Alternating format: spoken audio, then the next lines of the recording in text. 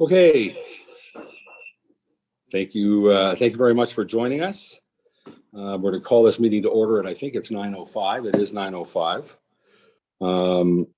I can confirm, based on what I can see, that we have all council present with the exception of Rob Bosenworth, unless I've missed him. Rob, if you're there. I don't think you are. Councillor Roberts. Sorry. Councillor Roberts, did you have a?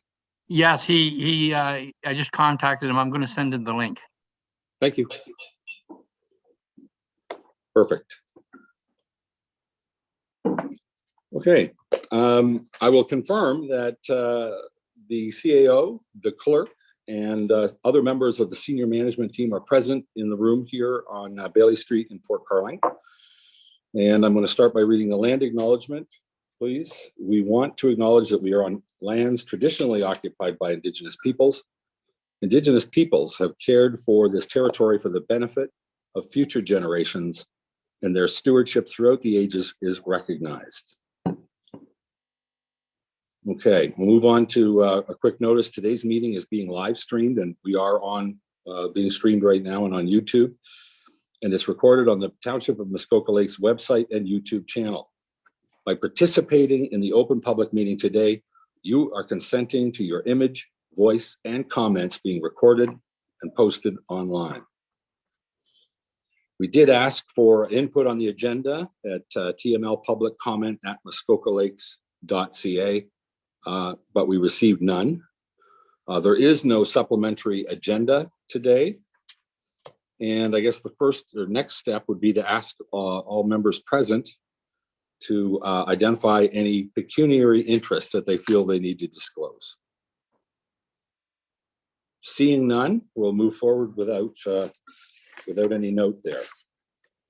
Okay, we're going to, what's next? Call it to order. Consideration of a motion to suspend the rules of procedure.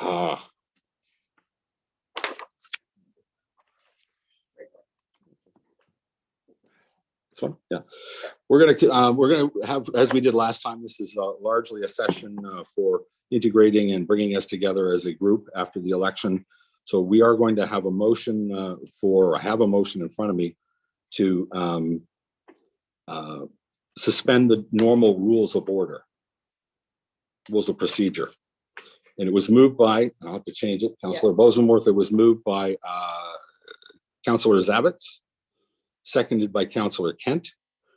Pursuant to section 2.3.2 of the Township's procedural bylaw 2019-79, as amended, the rules of procedure are hereby suspended for the duration of the council onboarding discussion, and that they will be reinstated, or that they be reinstated at the conclusion of the discussion.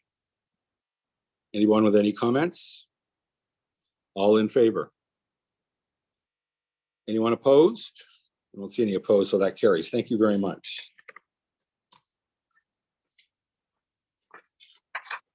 Okay. So I'll just turn it over to you. I'm going to turn control over of this meeting and the chair over to Lauren, our clerk, Lauren Tarasak, who's going to walk us through this material, which was delivered with your agenda package. Thank you, Lauren. Thank you. So, just dealing with some volume issues. Can everyone hear me? Great. So I'm just going to share my screen. And Councillor Roberts, you have a question already? Yes, thank you. No, Rob, Councillor Bosenworth is trying to get in. Someone's going to allow him to come in. Okay, well. Okay. Deputy Clerk Hollows, do you see Councillor Bosenworth? Fantastic. I'll go mute here. There we go. It's the chime lets us know he's here. Okay, so welcome everybody, and thank you for attending this second onboarding session. A very important onboarding session because we are going to demystify the rules of procedure and our procedural bylaws, Robert's Rules of Order, and the most important information that'll help you move business and understand how to operate in a council or committee meeting. So with that, I'm going to share this presentation with Deputy Clerk Cheryl Hollows, and she is going to move through the first set of slides with you.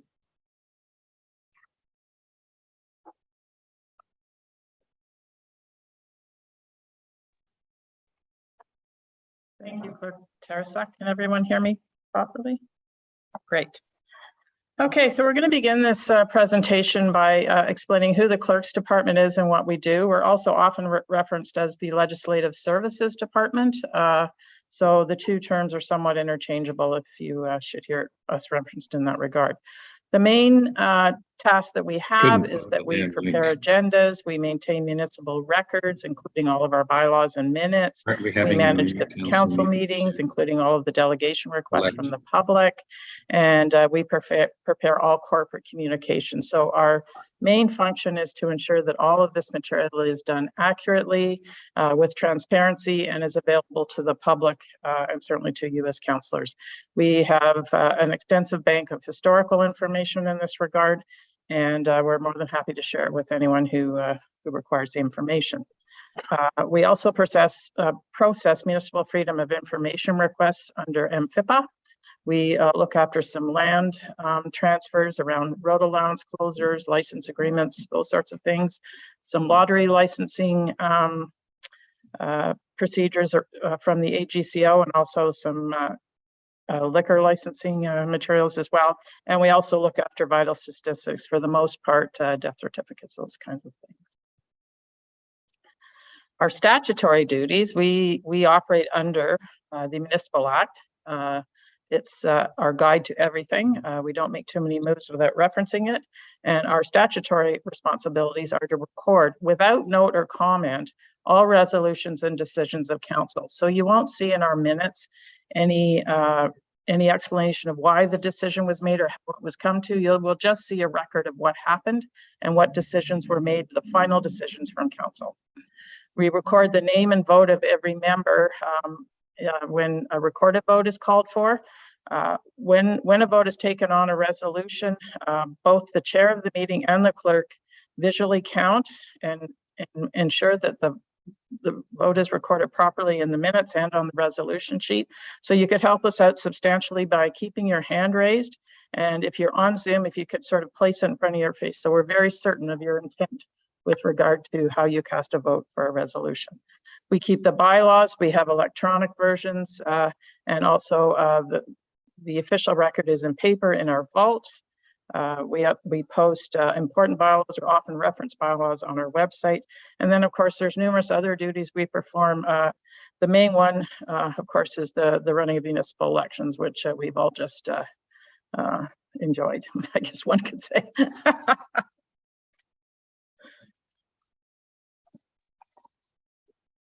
Enjoyed or have PTSD from, we'll see, but all good. So feel free to ask any question during the session as well. We'll take questions in between each new section, but feel free to interject. We're happy to take them. Might as well strike when they come to your mind. So moving into another important area, the transparency and accountability piece that permeates many of the statutes and the bylaws and policies that you are all operating in. So the Municipal Act in particular requires municipalities to establish codes of conduct. The township did establish a code of conduct in 2006, and it has been regularly updated, including most recently in 2019. This code of conduct sets the ethical standards expected of boards and members of council and members of committee. Complaints under the code are investigated by an integrity commissioner. Our appointed integrity commissioner is Suzanne Craig. I do suggest that, much like you'll hear me suggest about the procedural bylaw, I suggest that you read the code of conduct and you read it more than once. The first time you read it, it's lengthy. You might pick something up, and doing things like reading both those pieces of material once a month, although it might seem onerous, you'll certainly understand the principles and pick up new pieces every time you do so. But some important principles that are contained in the code, I'm going to walk you through right now, just because they kind of set the tone of the entire document. So the code of conduct specifically includes the principles that members may not impugn or malign a debate or decision or otherwise erode the authority of council or a local board, must make every effort to participate diligently in good faith and care, must conduct themselves with the highest degree of ethical behavior and integrity, and be conscious of how their actions are perceived by the public, must understand and avoid conflicts of interest, and must seek to advance the public interest with honesty and treat members of the public with dignity, understanding, and respect. And so those are the four very important, or five, sorry, it's early for me, very important principles that I suggest you keep in mind with every dealing that you have with the public, with the corporation, and just in your general role as a counselor. So the role of the Integrity Commissioner is to report to council and operate in an independent manner. Appointing an Integrity Commissioner is required for municipalities by statute.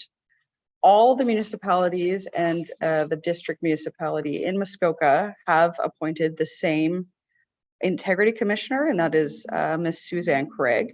You will meet her at some point during your term. In fact, she is going to be doing a training session at the joint district orientation in the new year. If a commissioner reports that a member or council has contravened the code of conduct, the municipality may impose a penalty in the form of a reprimand or a suspension of pay. So that is, oh, we lost the slide there. So that is the function that can occur if the commissioner does in fact make a report that bring and recommend to council that a consequence may be imposed. So the Integrity Commissioner does conduct inquiries into complaints from council or a local board or a member of public, and they do have powers to report back to council and make recommendations. Does anybody have any questions about the transparency and accountability piece? Seeing no hands. Okay, the next transparency and accountability piece is MFIPA, which I'm sure you've heard something about, but we're going to try and demystify that a little bit too. And so the public has been granted, oh. Just wondering what MFIPA stands for. The good question. The Freedom of Information and Protection of Privacy Act. Personal Privacy Act. And put that in my crib notes, but The M is just. yeah, yes, exactly.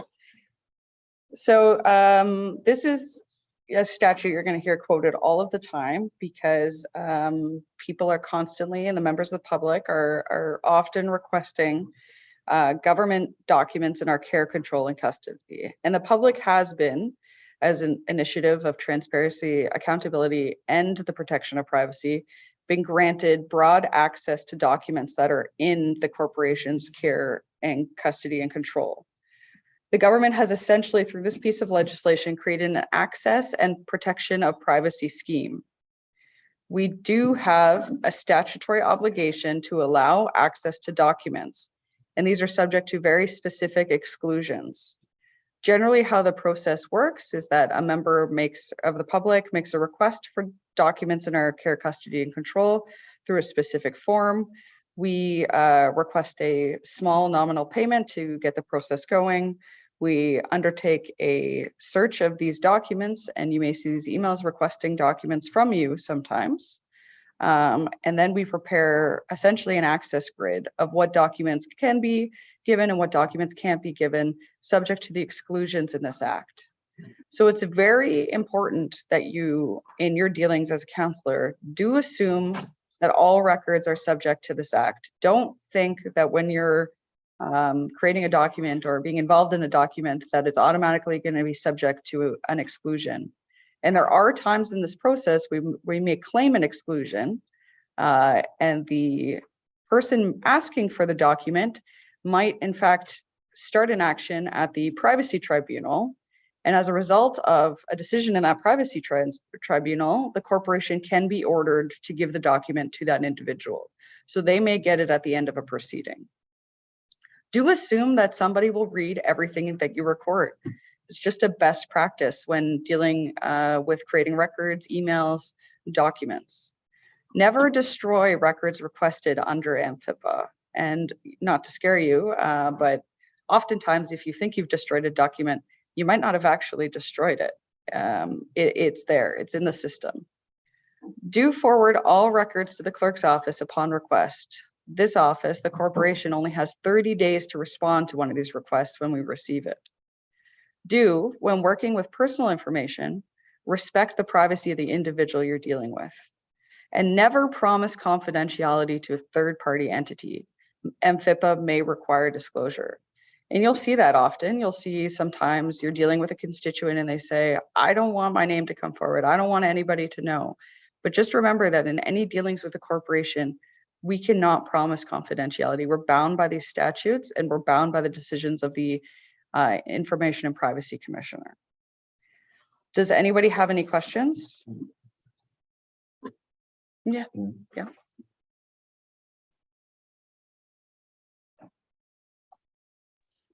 Okay, thank you. I'm just going to make just a couple of comments. This is good material, but it really doesn't hit home until you start questioning whether you did the right thing when you declared a conflict or didn't declare a conflict, or when that first MFIPA notice comes over from the clerk's office and there's sort of a situation where you realize, this is where you really realize you're kind of an independent contractor here. This is on each of you, on each of us. To know the rules, to understand the limits and the limitations of what we can and can't do and how we need to respond to this stuff. And I'm not trying to be overly dramatic because the stuff that came to me was relatively innocuous. But when you get an MFIPA request, immediately I start thinking, well, how diligent do I have to be? I mean, do I have to literally read every piece of paper in my control to see if it touches on this? Is there a way I can narrow the search? So those kinds of things are on you. We need to respond. We need to respond in a timely manner, and we need to satisfy ourselves that we're doing what the statutes in question call upon us to do. Only other comment I would make, other than, and I think Clerk Tarasak has made a very good point. Read the operational bylaw or the procedural bylaw. Read read all of the background material a couple of times, the code of behavior and so forth. But I would also highly recommend, we all, I think, automatically get a subscription to Municipal World magazine. It's a worthwhile read, not a heavy read. And almost every month there's something in there written about the practice of being a municipal councillor and relaying stories of people that found themselves on the wrong side of some of these things. And I can tell you that it's worthwhile learning from. It's a good learning. There's a writer named Cuff. I think it's George Cuff. He's published some books. They're difficult to find, I found anyhow, but they're really, really worth a read. In fact, they're probably worth more than one read. I haven't read them. He's got a couple on, how to act as a municipal councillor. It's really worthwhile, not heavy lifting, not heavy reading, but just something to keep you aware of the expectation and the obligations that we take when we take our oath of office. That's it. Thank you.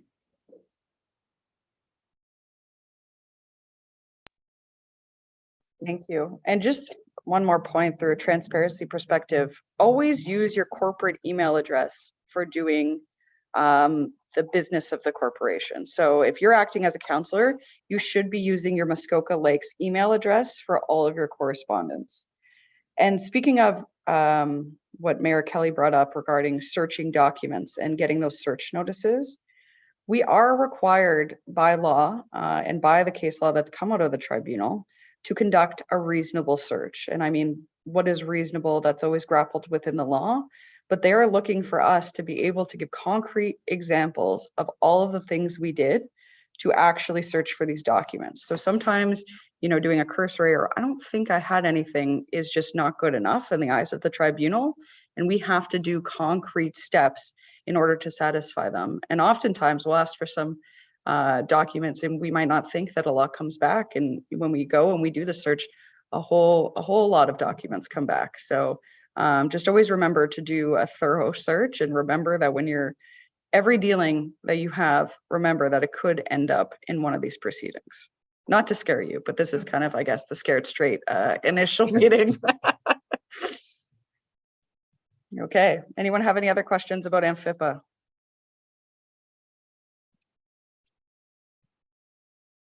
Okay, I don't see any. I'm going to move forward. So we're going to move on to doing business, and I'm going to let Cheryl take over here. Okay, thank you. I just wanted to add also that I've processed quite a few AMFIPA requests over my time here. If you have any questions or concerns, we're certainly willing and able and hoping to be of assistance to you in this regard. So feel free to reach out and ask questions, and we'll do our best to get you appropriate answers. So the next part of this presentation is going to be concerned with parliamentary procedure and the dreaded Roberts rules. And as challenging as it can be to follow the guidelines and stipulations of Roberts rules, it is the best way to keep us all transparent, to keep us all in order, and to be able to provide decisions to the public in a way that is organized and can be scrutinized and found to be sound. I guess that's the best wording I can use with that. So matters come to your attention, to the council table, to a committee meeting from three places. One is the public. They are given opportunities to delegate, and they can do so either on any matter they choose to, or on a matter contained on the agenda. And we do have a policy around delegations and the rules, and those things will be brought to your attention as we move forward. The second place are councillors. You can bring forward matters to a committee meeting or a council meeting in a number of ways. One of which noted here is via the new business section in a meeting. We will be going through a run through of a template of a way that procedurally the most sound way in the opinion of the clerk and I to bring matters forward. But there are numerous ways to do it, and we'll be looking at that a little bit later. And then the third way is via staff. Staff are often aware of matters that come down perhaps from other levels of government, perhaps are required based on procedure that we already have, and they come to your attention via a staff report at a committee meeting. So essentially, every matter is commenced with the placing of a motion on the floor. The best practice is for staff to prepare a report. Public can delegate at any time in the process, either at committee or at council by request. The chair reads the motion, it's seconded, and committee agrees to hear the motion, and when it's placed on the floor, debate can commence. So in general, matters always commence at the committee level. We like all of the heavy lifting. We do all of the debate, all of the research at the committee level. Committee makes a recommendation to council around the outcome, how they want the matter to proceed, whether it proceeds or not, all of those sorts of things.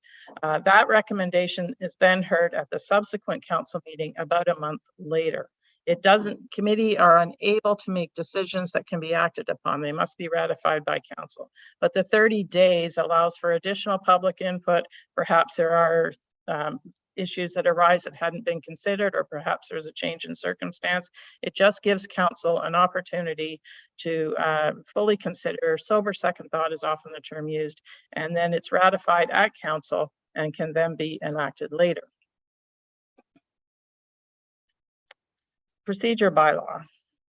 So the Municipal Act requires each municipality to have a procedure bylaw that governs the calling of meetings, the place, the proceedings.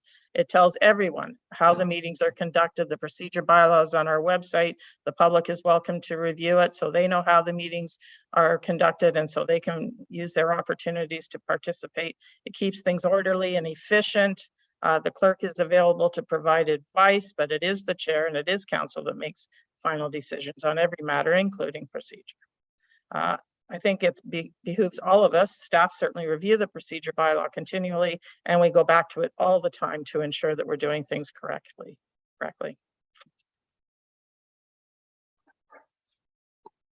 So the procedure bylaw was last updated in 2019, and Mayor Kelly, I know, had a significant hand in developing that procedure bylaw, and we will, I suspect, be reviewing it again in the new year, and we will be looking for assistance from him in that regard again, I'm sure.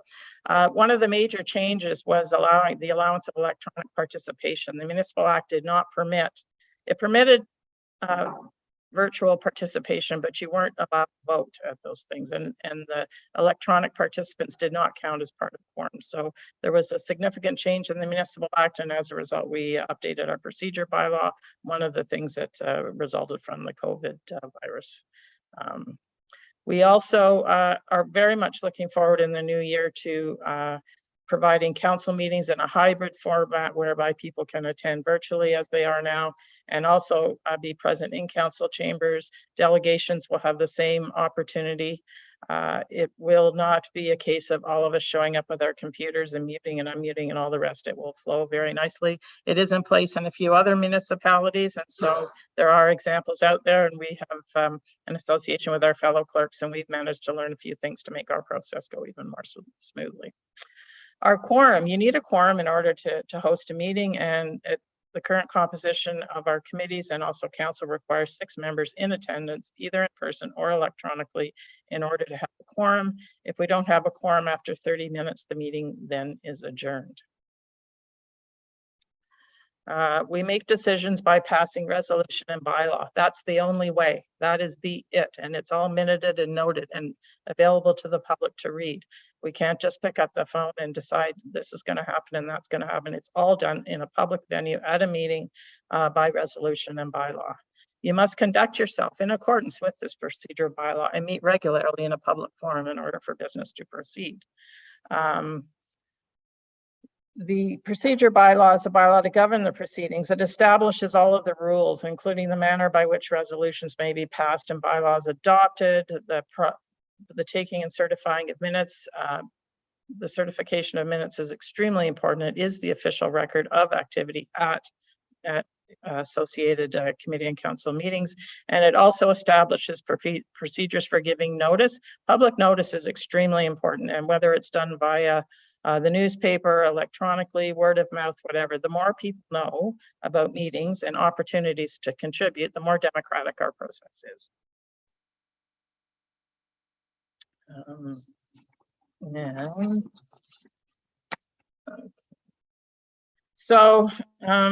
Public delegations. This to me is a really important aspect of what we do, and is really necessary. And I hope all of you listen to this, and I hope all of you share it with your constituents.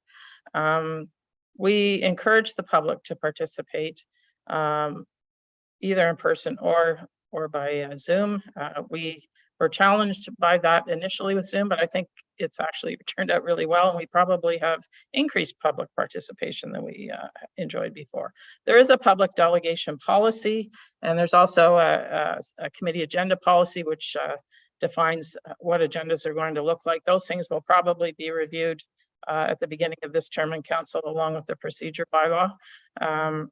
But there are rules and there is criteria, and in order to keep it fair for everyone, those things are there and available to the public. And again, if there's any questions from the public or from yourselves, please reach out to the clerk's department. We're very happy to help in this regard. So I don't know if we have the next. Yeah, sure. So yeah, okay. Okay, thanks, Cheryl.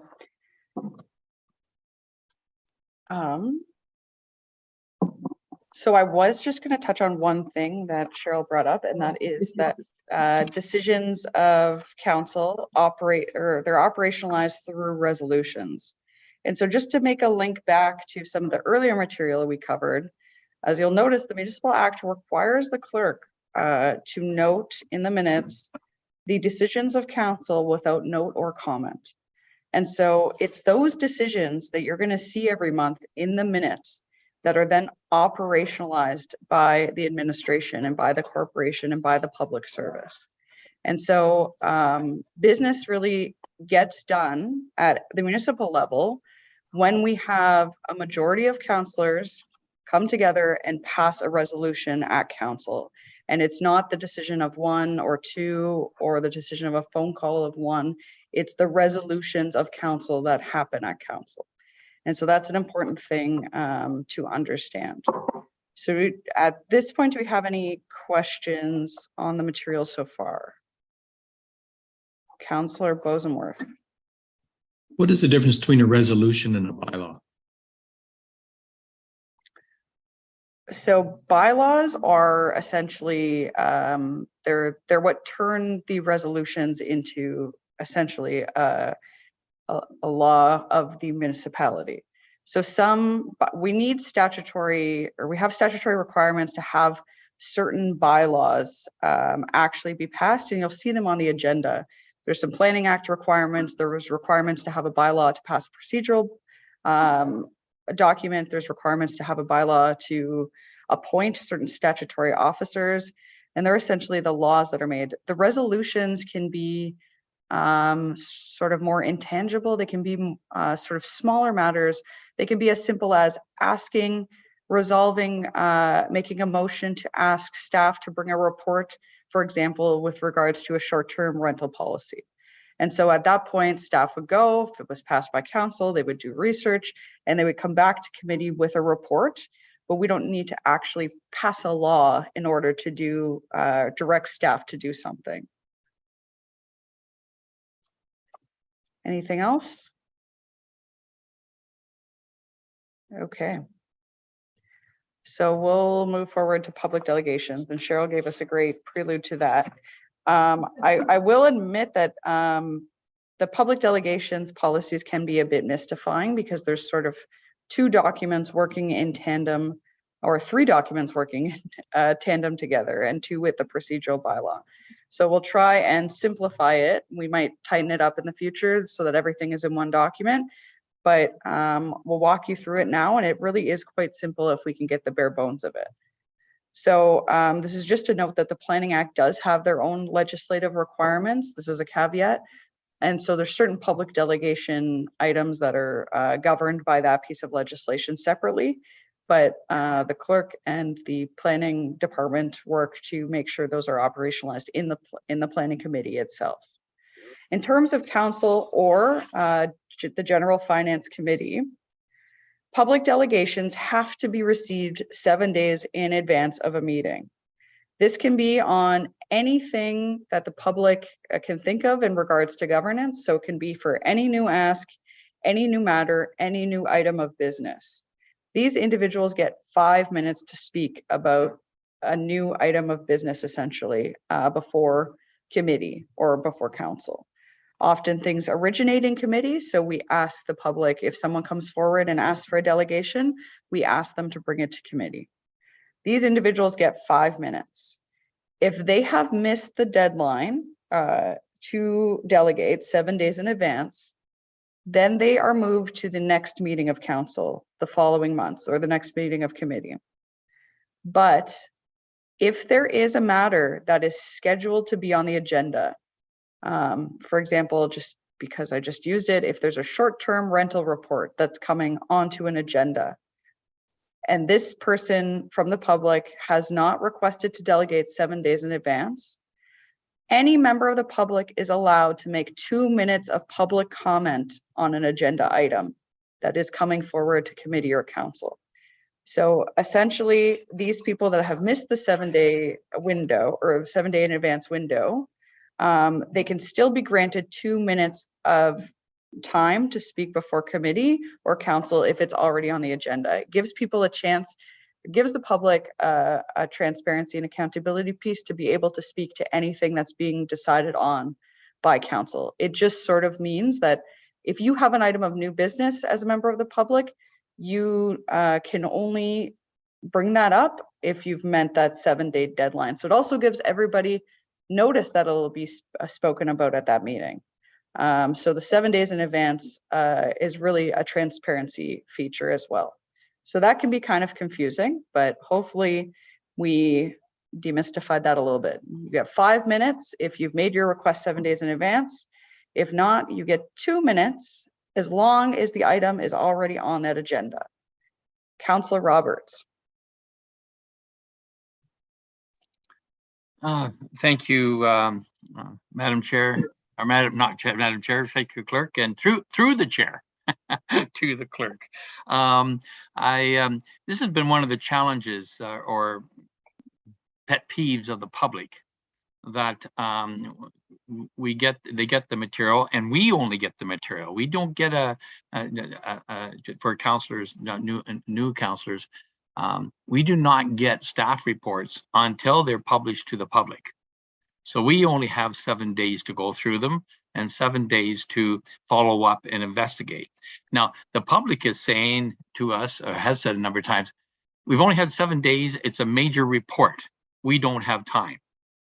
And they do get the 2 minutes, but I'm just wondering, is there, and this is an open forum, is there any way that we can give a heads up somehow to the public 2 weeks in advance that there will be a report that is significant? For example, a new version of the official plan, a staff report on short-term rentals, etc. So it's it's more of a question. How can we help the public? So, I mean, oftentimes, I'm just going to clarify that the agenda is published on the Friday and the meeting cycle begins the following week. So agenda will be published on a Friday. The meeting will be Wednesday, Thursday, Friday, depending on which committee and council it is. We can have, council can certainly have a look at some of these issues. The reality of the situation is that often staff only have limited amount of days between meetings. So there's oftentimes a committee or council will ask for direct staff to create a report for the subsequent or resolution for the subsequent meeting. And if we, for example, published an agenda 2 weeks in advance of a meeting, we would only have 6 days to work on a staff report. So it would make some of those requests somewhat impossible. So it is a fine balancing act here between being nimble enough to be able to come back to committee and council between meetings with certain things and giving notice. Some municipalities only have 24 hours of notice. There is a range here, and we're right in that range. We're not on the short side of that range, but we can look at it in the future if that's something that council would like. The other thing is, often with these bigger pieces, they don't necessarily come as a surprise. Oftentimes there's an initial discussion or an item of new business at committee. It results in subsequent staff reports. It could result in an engage page with places for comment. There's so many steps and updates on the timeline that it's very rare that we're going to have a complete surprise on the agenda with a big controversial thing. And I will get to this, but sometimes when we get to this, big surprise pieces that cause problems, they're walk-on motions, right? Because those are the notices without motion, if you know. And so we'll discuss some of the drawbacks that can happen with that. But with the regular agenda, people often do have time to take a look at it. I appreciate they might not always digest the full agenda, but if this is something council wants to look at, we can do that in the future. Yeah. Yep.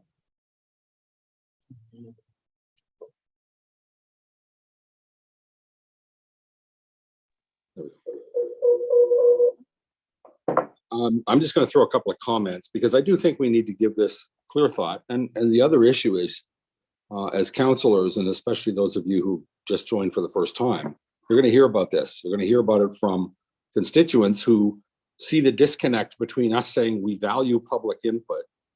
We're going to make 5-minute delegations available if you give us 7 days notice, and if the matter you want to speak to is on the agenda, but we won't know what's on the agenda until 2 days after you have to give the notice. So it's kind of a, it's a little, it puts us in a tough position. It kind of, now there's a couple of answers to that. Number one, the CAO, Derek Hammond, has pointed out, everybody gets essentially a second kick at the can. I mean, everything that goes through committee rolls into council. There is an opportunity to speak to it then. You can generally see it coming in enough time to get your name on the hooks before the 7-day period starts. The other issue is, and that's just more of a question, when we were dealing with Minette, we had one constituent who had a kind of a standing delegation appointment. He just blocked it for every single meeting, forever. And he would basically drop it or delete it if the agenda came out and his matter wasn't addressed. He would just, he would just take his name off the list. To me, that's a really cumbersome way for us to manage this. I don't think we need, I think we need to be really careful that we aren't setting ourselves up to be, to have that happen. I don't know if that is still something that's able to be done, but every one of our constituents could presumably put their name on the list today for every meeting right through the next 12 months, and then decide after the agenda comes out for each one on the Friday night, my matter's not here, so I'll take myself off the list. We just need to look at it, make sure we're actually setting the rules in such a manner that upholds what we think we're saying about the value of public input. That's my only concern. I'll just make a quick comment. Sure. So one quick comment I will make is that it appears that and I wasn't here for the setup of this procedural bylaw, but it appears that the setup of this procedural bylaw, and keep in mind that there are other delegation requirements by the Planning Act that are necessarily captured in this public delegation policy and procedure. But the 5-minute delegation is for essentially if someone is making a new request. It doesn't have to be on an agenda item. So it's an idea from the public about something that they want to request. So that is independent of when they see the agenda.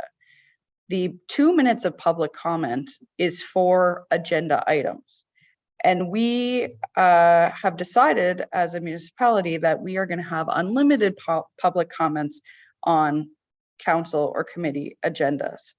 So in some jurisdictions, they limit. They have longer, for example, they'll say you can have a 10-minute delegation, but we're only allowing 3 delegations and it's first come, first served. And so it's a fine balance that needs to be struck here. And I think these are good initial conversations. And we can, and I think Cheryl would like to chime in here too. Cheryl. Yeah, I just wanted to add that with regard to delegations or anything that goes on at the meeting, it's subject to the discretion of the chair. So we tell people you have 2 minutes to speak, but if somebody delegating has something worthwhile to add to a conversation, the chair can extend the length of time. The 2 minutes also does not include time for questions. Council is permitted to ask a question of any delegate. The time limit is not, the questions are outside of that time. One of the main reasons we put the 2 minutes in was because quite often we get a number of delegations about a specific topic, for example, parking. And so we need some way to sort of kind of contain things in a reasonable way to keep the meeting moving forward. We encourage delegates to collaborate amongst each other. We ask them not to repeat what a previous delegate has said, but to impress upon council their impression of the matter by having numerous delegates, but you coordinate what you say so that all of the matters are covered by, let's say, 6 people, which many people think has more impact than one person talking about the 6 issues. So we've tried to put something together that allows for flexibility, but ultimately control of the whole thing is with the chair and with committee or council. We're always happy to review and update and improve what we have, but there are, at the end of the day, council controls or committee or the chair controls the whole thing. You can also, by the way, if somebody doesn't get on an agenda with a 2/3 resolution, you can choose to hear them anyway. So there's all kinds of flexibility there that can be used.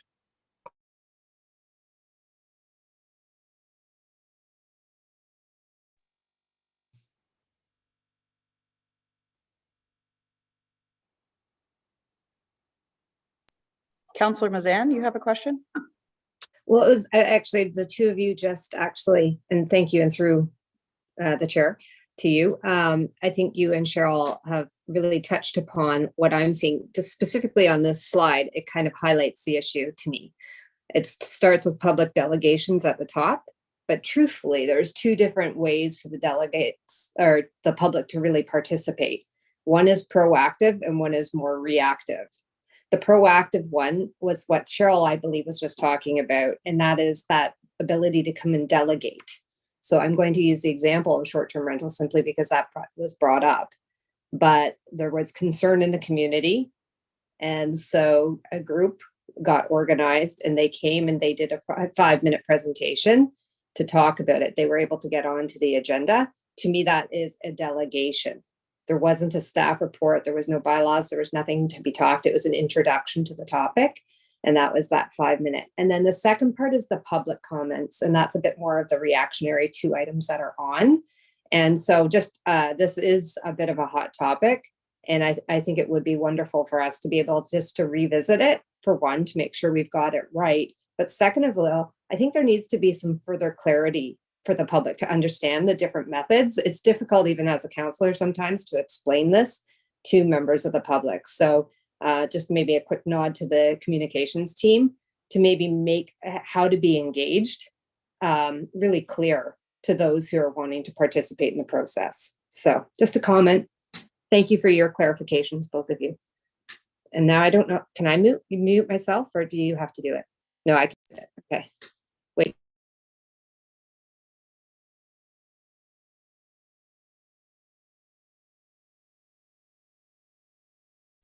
Any other hands? Councillor Edwards. Thank you very much. I think we should actually be looking at this. I think what we should be doing is when we have professional planners coming here and they run over their 5 minutes constantly, cut them off. And, you know, if you're letting somebody speak for 5 minutes rather than 2, that's 3 minutes. You have 5 people, that's 15 minutes more for the meeting. And that I would rather give it to the public than somebody who knows the rules and abuses them. Thank you.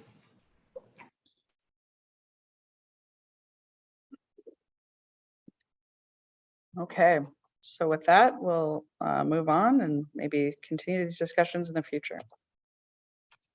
So we already touched on some of this naturally, but just a reminder that agendas are published the Friday before the meeting week. So you'll each get a notification. You can log into the government portal or you can subscribe to the page and you'll get push notifications. Supplementary agendas are published by 2 p.m. on the Tuesday of the following week. And so often what supplementary agendas contain are the list of public comments that rolled in after receiving the main agenda. So you'll see other requests for 2 minutes of public comment often on that supplementary agenda. How the meeting operates, you're going to see this on our first meeting cycle, is there's a consent agenda at the start of the meeting, which includes a motion to pass the minutes and action items of the committees. And so as I mentioned, the Municipal Act requires us to record the decisions and resolutions of council. And so those minutes will be there and clear of and a clear request to essentially pass those minutes and pass those recorded resolutions. If a member of council or committee of council after sober second thought wishes to debate an action item further, so that's a resolution of the committee, they can pull the item for debate. So we always recommend, and the members of council who are on last term can attest, please reach out to the clerk's office ahead of time if you plan on pulling an item out of the minutes for further debate, just because there's some motions we need to line up in order to do this. And so if we have a surprise, oftentimes we need to take a 5-minute break, and it sort of just breaks the flow and the momentum that the member might have had. So this is straight out of the procedural bylaw, and we're not taking you line by line through the procedural bylaw. We're just mixing it into a general presentation here, but you can see the note to section 7.2 or 7.3.2 that a member can request an item be singled out from the consent agenda to allow debate or for a separate vote, and such request shall be accommodated without question or debate. The remaining matters of business contained in the consent agenda are voted on collectively. Councillor Zavitz has his hand. Thank you, and through both of you. I almost wonder, it's interesting, the words sober second thought really don't, as a layperson and for some of our new folks, doesn't really fit that bill, if you will. What happens is essentially council votes or committee votes to push something through, the public doesn't like it, and you get bombarded for the next 30 days pre the next council meeting where it's going to be passed, presumably passed at the council level. That's what this is all about, essentially, where on occasion I've pulled something out just because so many of the public are concerned about the reasons behind why we as a group, as an entity, pushed it through, and it allows everyone an opportunity to look at it again. Whether that's a sober second thought, like we were drunk the first time, I don't know. But at the end of the day, it does afford the public. That's really what that is in my mind. Perhaps I'm just my perspective, but thank you for that.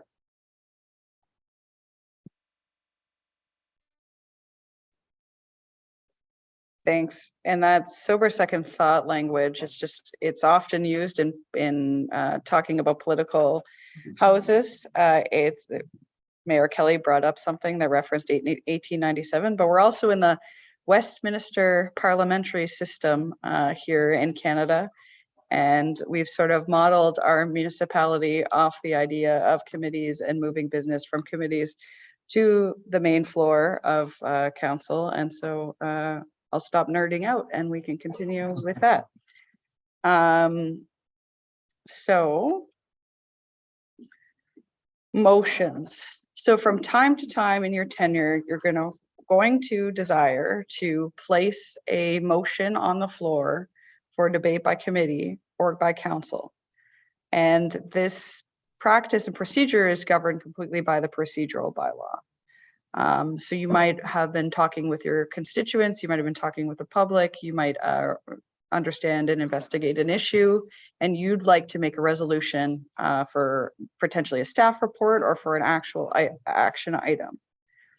And so this is in the procedural bylaw. It says to place a matter before council or a standing committee for a decision, a notice of the proposed motion is required. The form of the required notice shall be the proposed resolution. The proposed resolution may include one or more items on which a decision is being sought. So in order to move a motion, you need to contact the clerk's office before the posting of the agenda. So if the agenda is posted on Friday afternoon, we will do our best, but please give us as much notice as possible. And the clerk's office is a resource to you. We will help you craft your resolution if you'd like us to. We will help you walk you through the procedural bylaw and make sure that this resolution is as procedurally tight as possible. So if the agenda has already been posted, you have missed the deadline to do so. In order to move the motion, we need the name of the mover, which would be your name, the name of the seconder. So you will have already had to have contacted another councillor and had their agreement separately in an email to us that they agree to second this resolution. We need the specific resolution wording that you are seeking. And again, we will help you with this wording and make sure it's procedurally efficient. And we hope that you can work with us to do so because we're here to help you. So the more notice you give us, even on a Thursday, is easier than a Friday morning. So that's just our request. So what happens if the deadline has passed and an issue has come up and you want to move forward a motion past the deadline? So there is a notion of walk-on motions. And these are, it sort of can be a bit procedurally confusing in our procedural bylaw, but using the rules of statutory interpretation, and I'm not going to nerd out too hard again, but you have to read this section totally together in order to ascertain the meaning or the meaning of it. So all new motions shall be given in writing and delivered to the clerk at least 2 hours before the posting of a supplementary agenda. So that you'll remember that the agenda is already published on the Friday, the supplementary agenda is published on the Tuesday. So sure, a new motion can go on a supplementary agenda, and that can be deemed notice. But any motions that are on a supplementary agenda can't be considered or voted upon until the next subsequent meeting. So that means that essentially, even if you get this motion on the supplementary agenda, it cannot be voted on at the meeting the next day unless we have the 2/3 vote of council. So that's your walk-on motion. It's a motion that has appeared on the supplementary agenda that hasn't had as much notice, but we can, it can be brought forward without the notice, as long as we have 2/3 of council who have agreed with you to move this onto the floor. So what you're going to see when this happens is there'll be note of it on the supplementary agenda. There also will be an earlier resolution that is essentially a 2/3 vote. We're not even going to read the resolution that is a walk-on motion unless that 2/3 vote passes.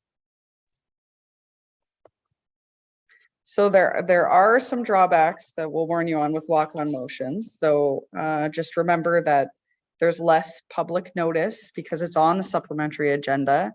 So any complaints that, oh, I didn't know this was coming to council might be even stronger because this is just happening the day before the meeting. And always remember your rights of reconsideration that are in the procedural bylaw.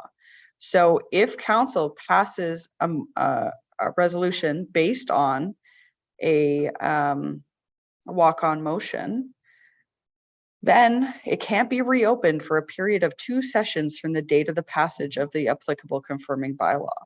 So sure, we can speed up the process, but oftentimes there's other members of the public who want to speak to that. There's other information that comes to light, and you could be handcuffed from reconsidering that decision if it was sort of walked onto council and passed that. So that's just a note.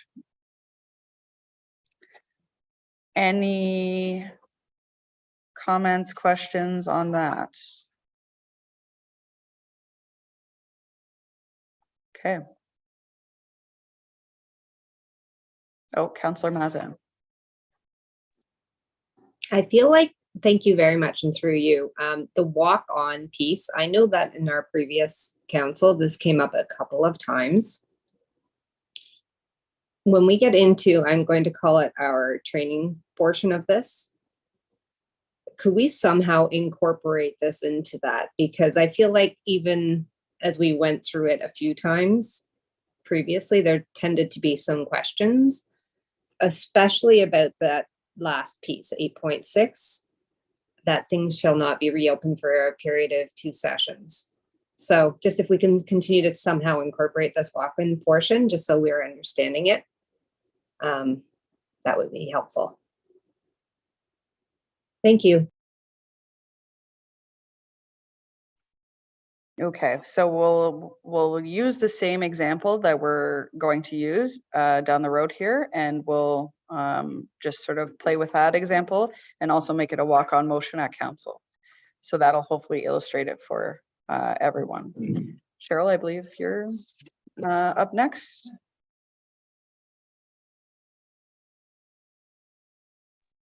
All right.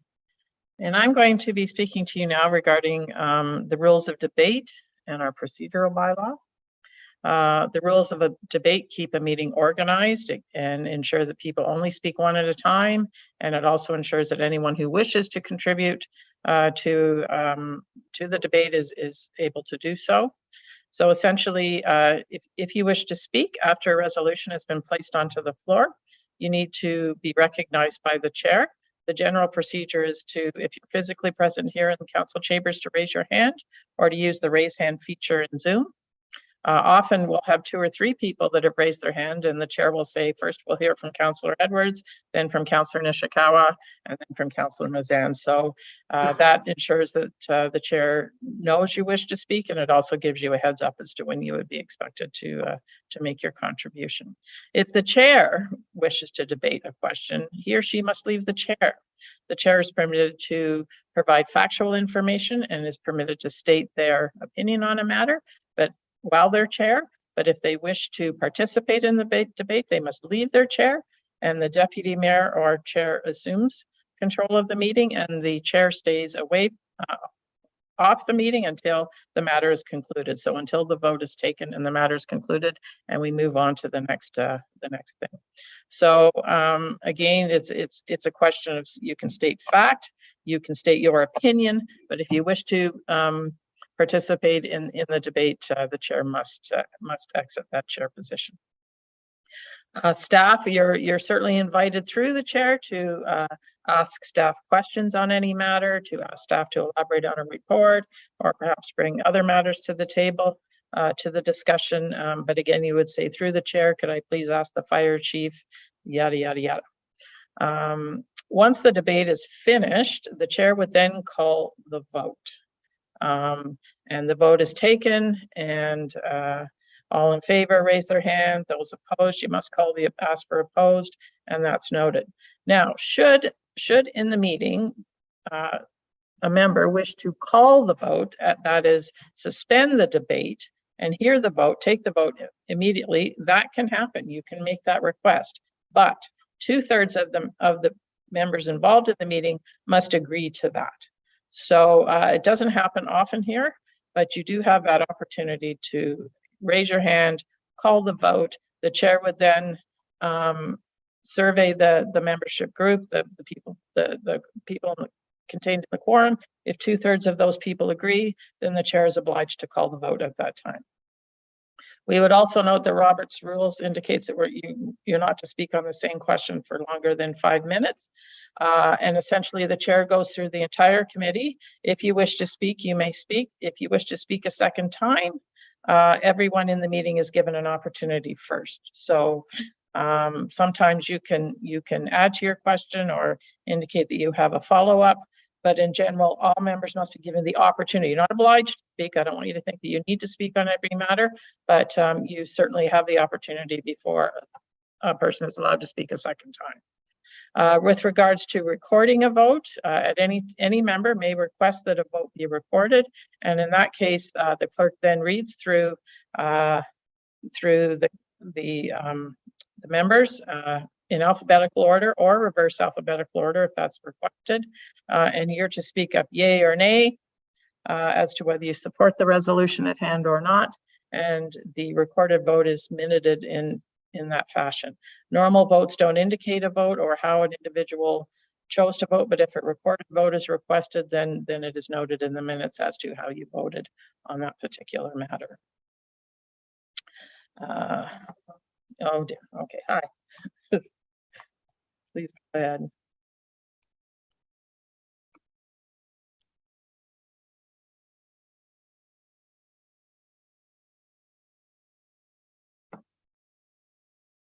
Did something happen to him? Oh, okay. Sorry.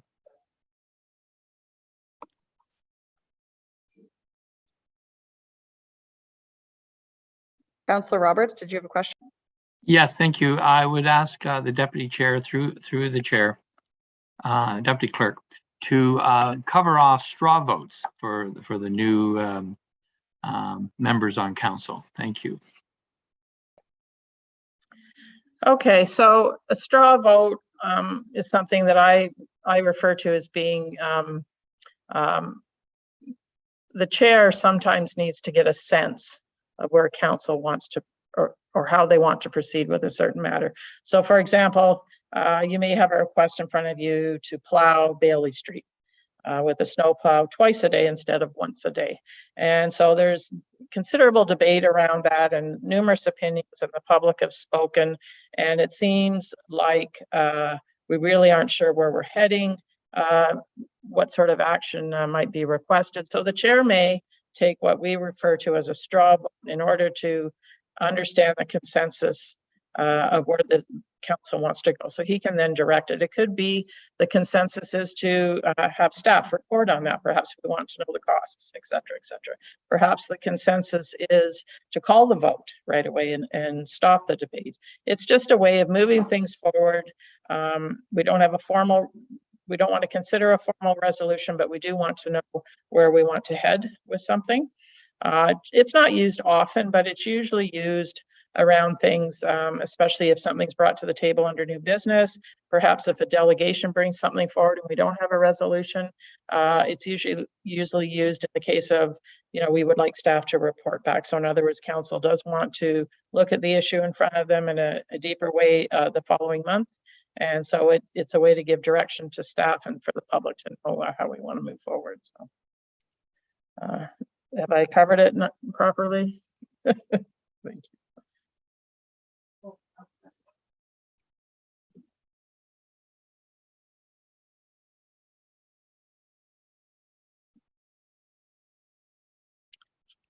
Deputy Kirk, for the life of me, I cannot find my raise hand button on this machine.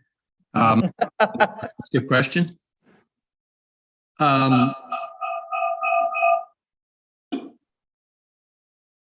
The order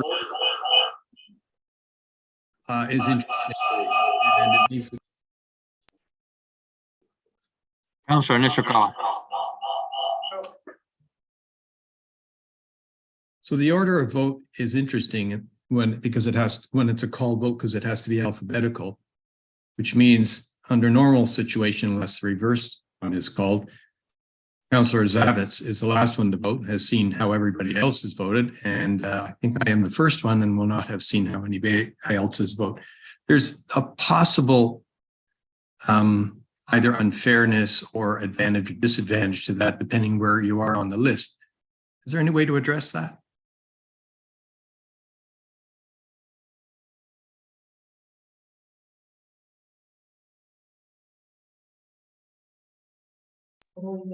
Councillor Nishikawa would like to speak. Thank you. Well, essentially at district, they do a draw. So each time there's a recorded vote, the names get sort of mixed up. I would say it's up to the clerks how they do that, but it's not always the same order that we go through.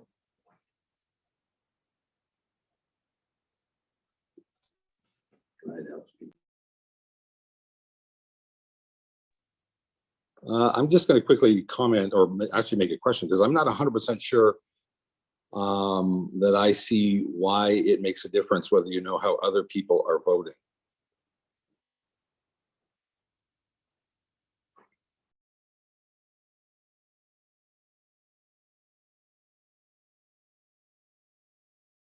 Sorry, Rob, go ahead. Yeah, so for most situations, I think people will have probably made up their mind.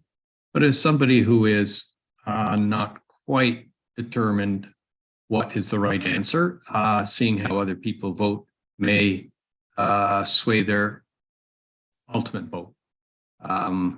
And, you know, if they see it's going to pass, then it might change how they're thinking. If they see it's not going to pass, it also might change how they're thinking.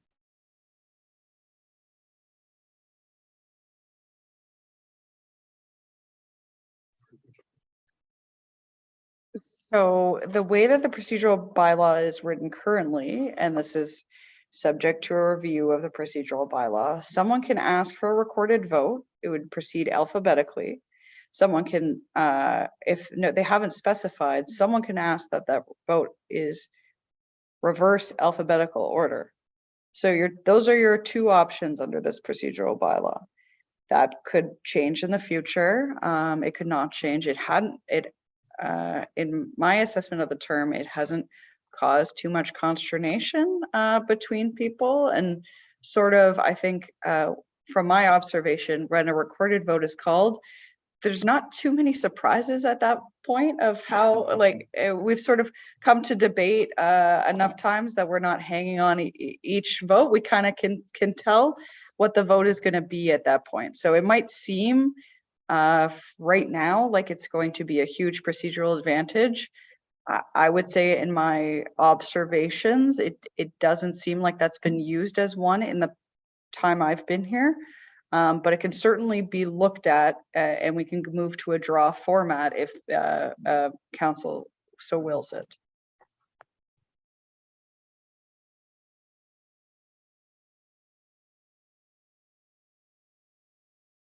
Councillor Mazan, then Councillor Zavitz, and then Councillor Edwards. But I will just mention, now everybody understands why at the very beginning of this meeting, we suspended the rules of procedure. And that is so everything does not have to move through Mayor Kelly. It can move through the person speaking, and that's just to speed us up along. And we can ask multiple questions. We're not bound by these rules. So now we understand why we do that. It's to allow free and open discussion, like for these training sessions. I'll also note that we often do that during our budget discussions because they move in sort of a different way as well. So, Councillor Mazan. Thank you, and through you, I guess. Two quick things. First of all, yes, with the recorded vote, yeah, I can think we only had a handful of those situations regardless, but I can appreciate why the question came up. I wanted to go back to Councillor Roberts' comments about straw votes and just once again ask if there's a way to somehow incorporate this as an example in the training, because that did come up and it again created a tiny bit of confusion sometimes when we were voting. And it is different when you're sitting in your own office on a Zoom screen and versus being in person to understand the difference between when am I voting and the straw vote. So just once again wanted to support that. And if there's a way to incorporate this in your training today as an introduction, I think that would be great. Thank you.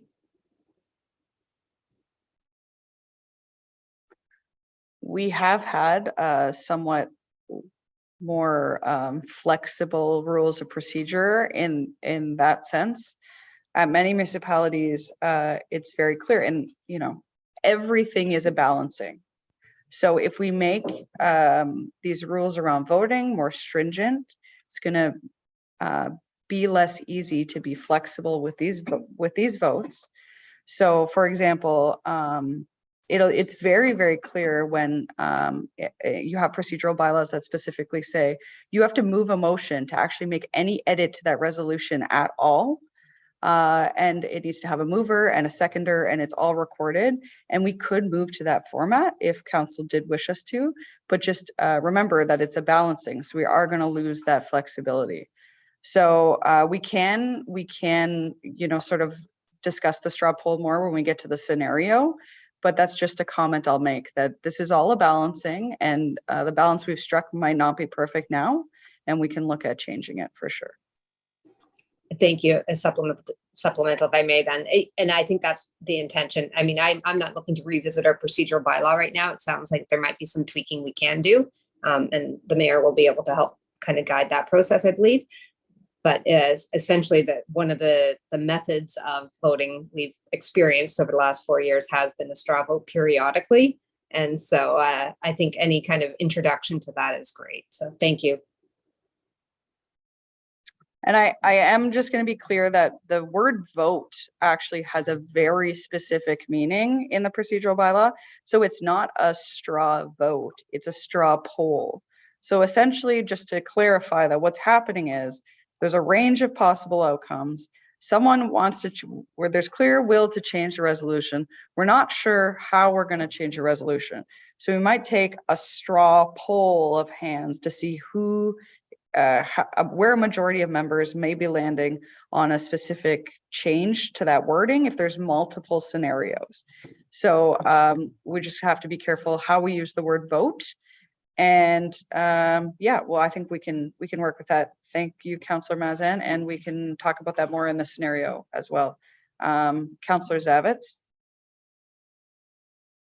Thank you. And I guess a couple of points, certainly as having just come off being chair of GNF, yeah, the straw poll, never a vote, a poll really helps the chair when it would appear and feels like, there's 4 councillors one way, 4 councillors the other way. Something could go down to defeat if it's a tie, and it's just sort of affording every opportunity for people to get their thoughts in line. I do think that there's a lot of what I've learned over the 4 years for some of the new folks too is the strategic voting. You know, there is strategic voting that occurs. Rob, to your point earlier, you know, Zavitz, I mean, I've always been the last one in the line. I can tell you at the official plan, when we voted on that, by the time it got to Zed, it was approved. There was 7 people had voted for it. So I didn't vote for it. I voted against it based on 3 things that I felt strongly about, which, you know, I'll bring forward in the next 6 months. And I don't want to be doing any business here, but so to that point, I mean, I could have easily said yay and voted and been a hero and supported it. There were no implications of not supporting it. So to me, that was strategic, if you know what I mean. It gives you an opportunity to have a voice and keep that thing moving. But day in, day out, alphabetical, it hasn't really gotten in our way. I've asked myself for a reverse vote on a couple of occasions, at least one occasion, sorry, where I was particularly keen and definitely wanted the public to see that I was keen and that I wanted to support that particular motion. And so I asked for, when it was a recorded vote was asked by another council member, I asked, could it in fact be reverse alphabetical order, which we did, and I got a chance to vote first. So, and I know from your committee of adjustment experience, you'll be well versed in some of this. Thank you.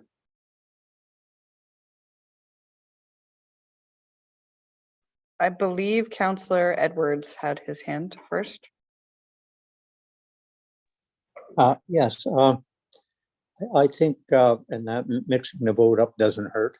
And I think we should be looking at it because, as you said, Councillor Zavitz just made a good point that he voted because he was last, just to show, and that, so that's one thing.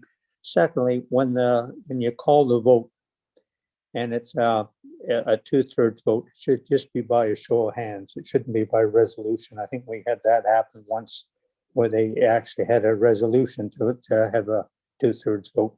And the district, if they ask for it, you just have a show of hands and it's 2/3, then you go on with it.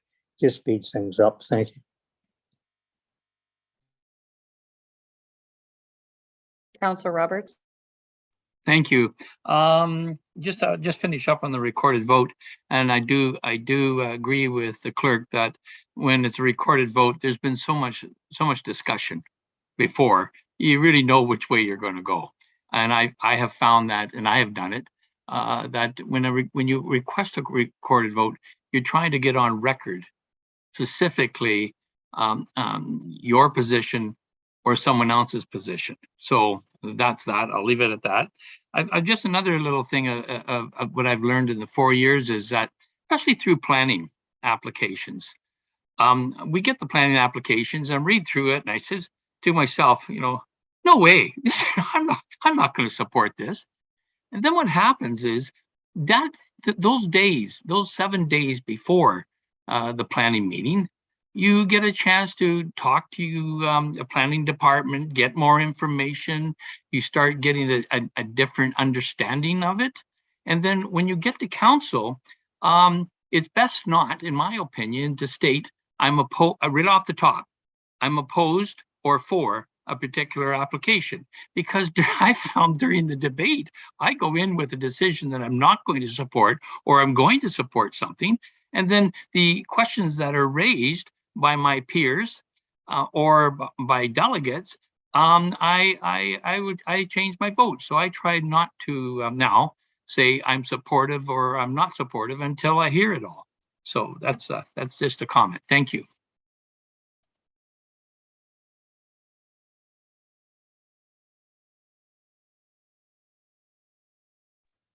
Okay, thank you. Just a couple of thoughts. If I'm chairing council, and I assume the chairs of the other committees are going to be comfortable with mixing up names and drawing names out of a hat, we better have a hat and we better have a list of names, because otherwise I think we're going to be just, you know, doing it. Well, it's the only way to do it is to make it logically random. I frankly don't have a problem with that, as long as it doesn't tie things up. I'm going to go back. I mean, a couple of comments that were made, and Councillor Roberts just made, I think, the right one. No matter what you think you're going to do, when you walk into a room where there's a debate going on, hopefully you're open to learning, and hopefully you're open to changing your decision, refining your decision, or maybe just confirming that you made the right or had the right idea coming into the meeting. But I guess that's the only comment I would make. In terms of the order of vote, I still am not 100% clear on why that matters. We are all supposed to form an opinion and put our hand up when we're ready to vote the way our conscience tells us is the right way to move. I don't see that there's any kind of strategic voting. I mean, I understand strategic voting if there's nothing to lose, nothing to gain, but I just don't understand why how others vote should influence how you're going to vote. I guess that's really it. So if we focus the energy around attention on the debate, answering the necessary questions to fill in any blanks in our knowledge, and formulating, when we're called, formulating a decision on how we're going to yay or nay it, I think that's a lot more productive than trying to figure out what order we ought to be voting in. That's it. Thank you.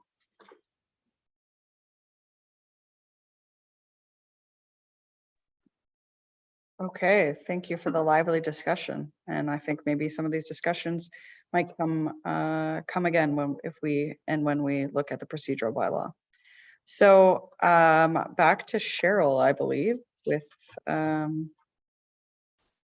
did we finish this slide, Cheryl?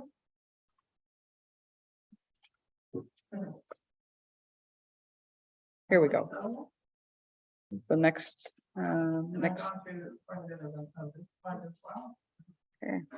I won't redo it. Right after these two slides.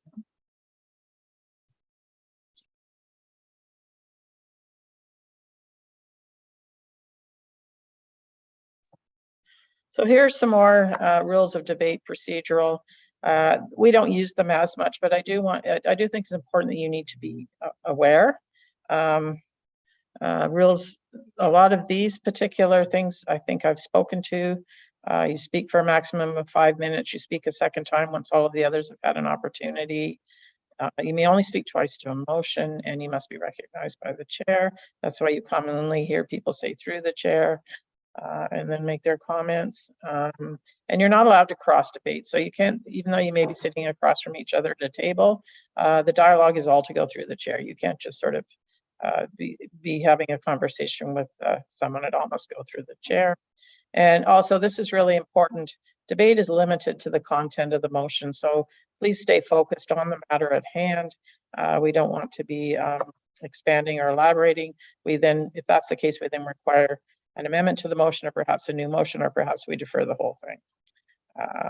And also, I'll reiterate that the chair states facts and their position, but if they wish to participate in the debate, they relinquish the chair for the duration of the matter. And I see Councillor Roberts has his hand up. Yes, thank you, Deputy Chair. I want to speak to the key word and my interpretation of the key word on the third bullet. Councillors may only speak twice to a motion, but they can speak more than twice, if I'm correct, during the discussion of the motion. Is that correct? Then I'm confused. You said that twice on to a motion, so the motion is read. Okay, so sorry. A motion is what puts the matter onto the floor. Okay. Robert's rule states that each individual has 2 opportunities to speak to that motion, to give their thoughts and content. You can, on occasion, follow up. You can, your comments from before, in particular, if you've asked a question of a member of staff, sometimes you can follow up and elaborate on that question, but you are only allowed 2 opportunities to speak. Should the chair choose to go outside of Robert's rules, that's at their discretion. Okay. And the chair has numerous powers in that regard. but Robert's rules is you are given 2 opportunities to speak. The second being after all other members of the meeting have their opportunity. Yeah, because I do realize that previous council, we did numerous times speak more than twice, some. Sorry? I was saying that I recognize that with previous council, there were occasions where we all spoke more than twice. And what you're saying is that at the privilege of the chair, whether they permit that or not. Thank you. According to Robert's rules, yes. And just remember that Robert's rules is sort of the Bible of meeting order. Like, this is the efficiency document. This is the gold standard of how to run an efficient meeting. And typically what they're suggesting is that after 2 comments on any specific item, we're starting to lose efficiency. We're not talking new ideas anymore. We're just debating the same points. So that's the gold standard. We haven't always lived up to it. Sometimes we've amended it, but these really are the rules and the tools that we're giving to council and committee for you to play within. And it's up to you to enforce these rules on each other. And so the clerks are here as a resource. You can call on the clerk in the meeting to answer a question about the procedural bylaw, but the clerk is not the referee. The chair is the referee. So you can use the clerk, but it's up to the chair, and it's up to each of you to sort of play in the sandbox and how exactly you want to do it.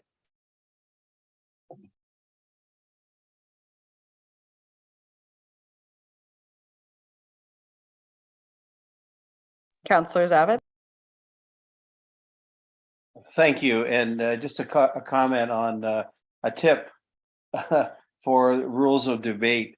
What I learned very early on, and again, sharing that with some of the new folks more than anything, is 3 wards, so we're 782 square kilometers. And so others know much more about Hecla than I do, but I may know more about Bala than some other.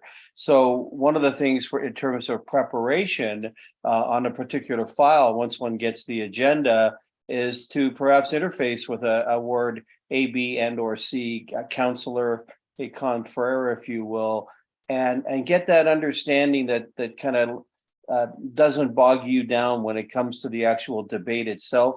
You've got some of that insight, some of that experience because of what you've heard. You've made notes, you've done your preparation. I think I'm reflecting back on what the mayor said earlier. Come to the meeting prepared, and it really helps across the floor, if you will, to the different wards, when you'll see we get a real amalgam of different topics at a meeting, right? All over our township. Thank you. Councillor Mazan? Thank you, and through you. And I do agree on Councillor Zabit's comments there. The preparation and reaching out and leaning on each other is really helpful in advance. I also wanted to talk to another area where I've seen that we've gotten ourselves off track is the second to last point, which is debate is limited to the content of the motion and or the topic at hand. Specifically, I found that happen more in planning matters, but where we could get ourselves off track if we weren't focused on exactly what we were supposed to be in the motion. So just wanted to shine a light on that particular point. Thank you.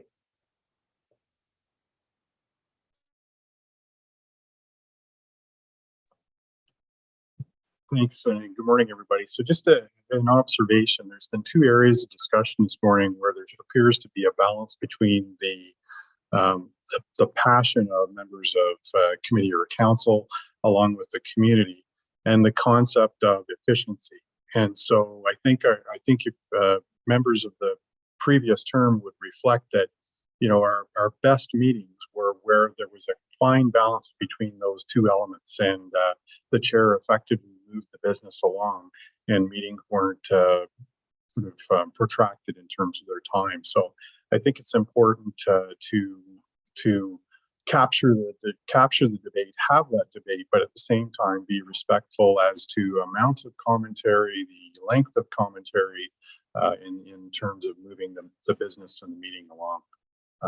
So interesting that we touched on that twice today. Thank you.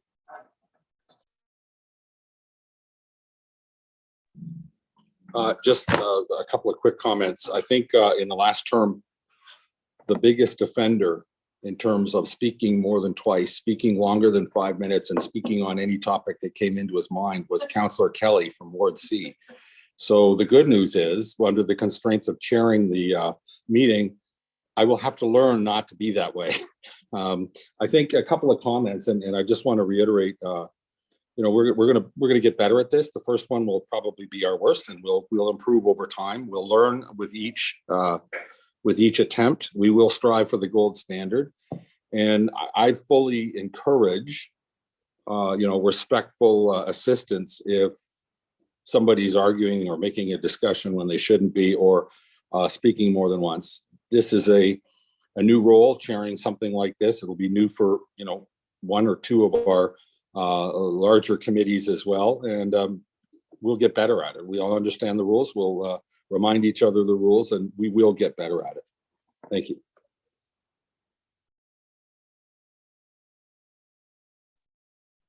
There's sort of two more slides on this topic. Taking a straw poll, would people prefer to have a bathroom break now or finish the 2 slides on this topic and then take a break? So who wants to have a break now? Who's opposed to having a break, straw polling? Okay, I think we're going to continue on with this couple slides. See, we just practiced. Great. Okay, so here are a couple of more procedural opportunities that you may use in a meeting. One is to call a point of order, and any member at any time may call a point of order to the chair when they believe that the rules of procedure are being violated. They call upon the mayor or chair to rule and enforce the rules. So, one could do this if, for example, a debate is going off topic. A member could call point of order, indicate to the chair that they feel that we have wavered from the resolution under consideration, and ask the chair to bring it back to the resolution in question. The second is a point of privilege, and fortunately, we've not had to deal with this very much, certainly recently, but point of privilege is something that a member would call if they believe another member has spoken disrespectfully towards a member in the room, or considers that the integrity of that member, or this also applies to staff, has been impunged or questioned by a member. So hopefully this never happens, and hopefully we're all mindful and we all speak respectfully and properly, but this is available should that not occur for you. Again, the clerk, each meeting has a clerk or a delegate of the clerk at them to act as a resource and to record and to double check that everything is being done procedurally properly. So use them. That's why they're there, and that's why we've been trained as we have been. And also, yes, at any time you may call this point of order or point of privilege. And the final slide in this area talks about voting. And basically, the chair will call for a vote once the debate is finished. Generally, there's a feeling in a room that we're ready to proceed with the vote, and that everybody has a clear mindset around how they wish to exercise that vote. And so there's generally 4 options. One is to adopt the motion as presented. So you would raise your hand if your vote is yay or in support. You may amend the motion. You may decide that the motion is fine, but perhaps it needs more detail. This is quite often the case in planning. Sometimes we have to adjourn the meeting briefly in order to ensure that staff get the wording in there that's correct, and that we'll see the outcome of that motion proceed as intended by council or committee. The third option is to defer or table the vote to a future meeting. So perhaps a member of the public comes forward and indicates, brings some new information forward, and perhaps Councillors want an opportunity to consider that information, perhaps have staff investigate that information. So in that case, you could either defer to a future meeting or you can table it, put it on the table, in which case we don't necessarily know when it's coming back. So deferral usually means it will come up at the next meeting, but you can defer it 2 meetings down the line. That's up to you. Or the final option, of course, is to defeat the motion. You may decide that the motion isn't in the best interest of the township, and so you choose to defeat it. And again, that requires a quorum to exercise that. The last piece is we've discussed it a bit is around recorded vote. We've heard from you that you'd like us to reconsider. Perhaps it will come up during a discussion of the procedure bylaw, but how the names are read certainly is something we would be open to looking at in the future.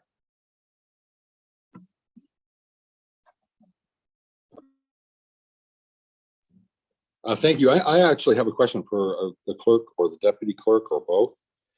I understand the rules of voting in the normal course. I also know that the rules for a called vote in the middle of a debate are different, and our rules under our rules of procedure are different than Robert's rules because they do require 2/3 motion to get the actual call approved, the call of the vote. I don't know what happens when somebody calls for a vote. Does the discussion on the matter stop mid-sentence? Do we move immediately to the 2/3 vote? And does it literally cut off discussion immediately in the middle of a sentence, or is somebody allowed to finish their thought? I'm just not clear on that because, quite frankly, it's based on something that occurred in the last term once, where I didn't know how it was handled, or I didn't know if it was handled the way it was supposed to be. I'll leave it at that. Just remember that the rules of debate require the chair to recognize the speaker to be able to speak. So oftentimes there's going to be someone speaking. Someone shouldn't be interjecting and saying, call the vote, call the vote, call the vote, because those words are essentially just not even being put out into the ether if they're not recognized by the chair. So in that scenario, if someone was, for example, if Councillor Edwards was making a impassioned speech and I'm going to make up a councillor. Councillor Smith said, call the vote, call the vote, call the vote. Those words wouldn't have any effect unless Mayor Kelly recognized that councillor to speak. So once that Mayor Kelly recognizes, or chair, whoever recognizes that individual to speak and says, I want to call the vote, at that point, a 2/3 motion would happen. If 2/3 passed, then we would go and we would just call the vote. We would take the vote, whether it's recorded or not recorded. Or if that 2/3 motion failed, debate would recommence and everyone would start speaking again, start debating. So hopefully that helps.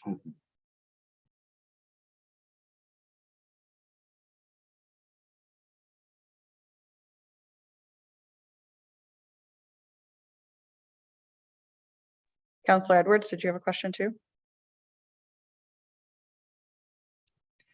Okay, so I think we're at the end of this segment. We're going to come back in 15 minutes. So we'll say just before 11 o'clock this morning.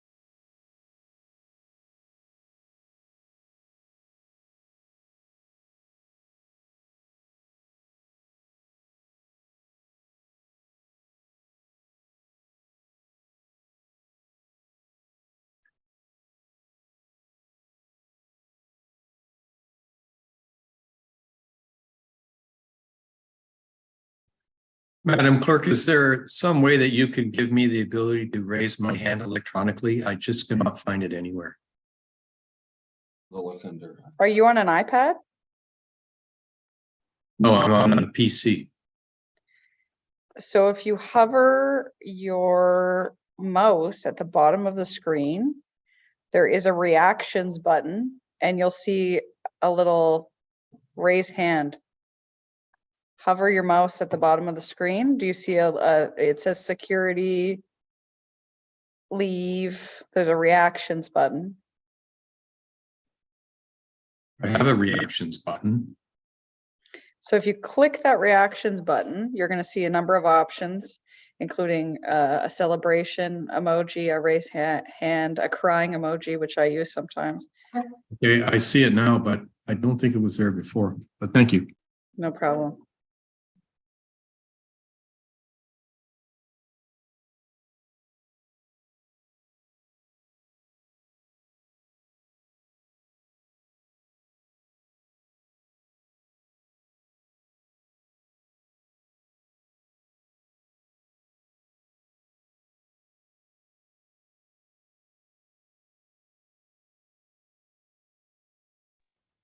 Okay, welcome back.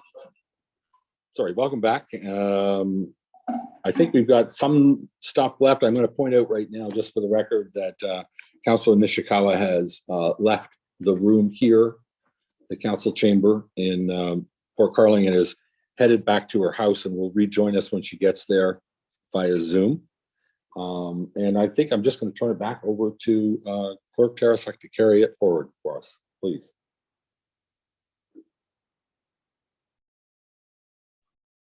Okay, we're going to jump into a little realistic scenario here, but I'm going to share this with Cheryl Hollows. So why don't you take us into it, Cheryl? Okay, thank you, Clerk Tarasuk. This is an example. We're just going to sort of walk through it. Please feel free to raise your hand and ask questions as we go through. And we're going to try and incorporate some of the requests from the meeting earlier into this example. I'm going to start off by saying we're going to put Councillor Burry on the hot seat a little bit with this, and Councillor McIntyre. So I hope you're all agreeable. Anyway, to get an item on an agenda, this is the procedure that we feel is procedurally the most correct. There are other ways, there are other things you can do, and we can mention them briefly. One is, to have a constituent delegate, and others to bring something up during new business. But getting a resolution on the floor for debate is procedurally the best way to conduct our business.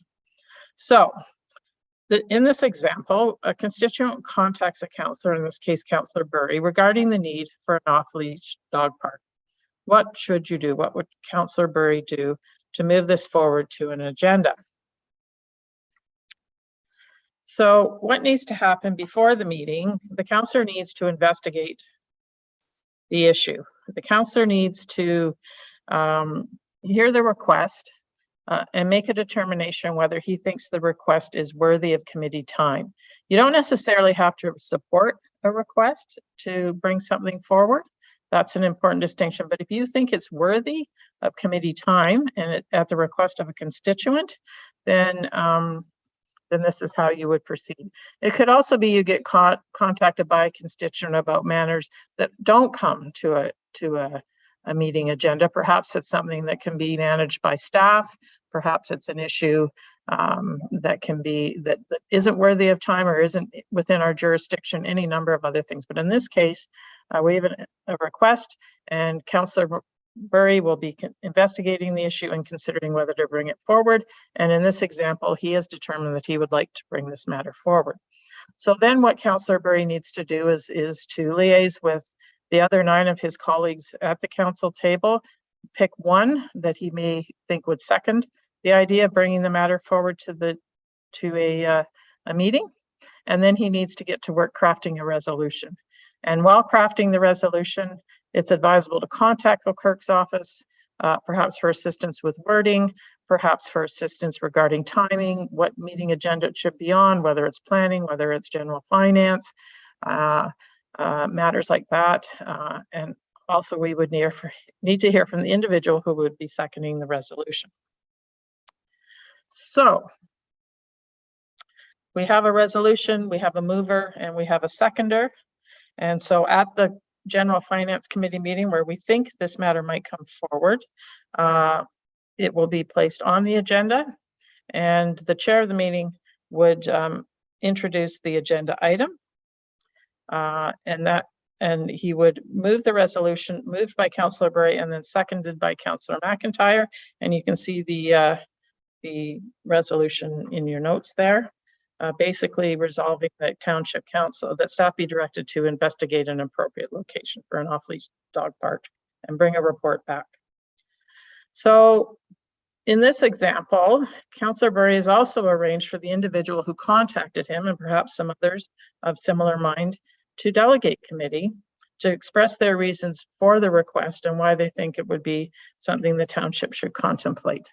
So these two individuals have contacted the clerk and gotten themselves onto the agenda within the 7-day timeline and are now permitted to speak about a matter, and they have 5 minutes. And so the chair of the meeting would then invite them to speak one at a time. After they're done, made their remarks, committee is invited to ask questions, to seek clarification from the delegates, and also to thank them for taking the time to bring the matter to their attention. At that point, the delegates are removed from the meeting. They are not given opportunities to speak beyond that unless the chair makes that request. So rarely after they've spoken and once the discussion has started, they may be requested to provide a point of clarification. But in general, once the delegation is made, the delegates have concluded their opportunity to contribute to the discussion. So once we have it on the floor, the delegates have spoken, then debate commences.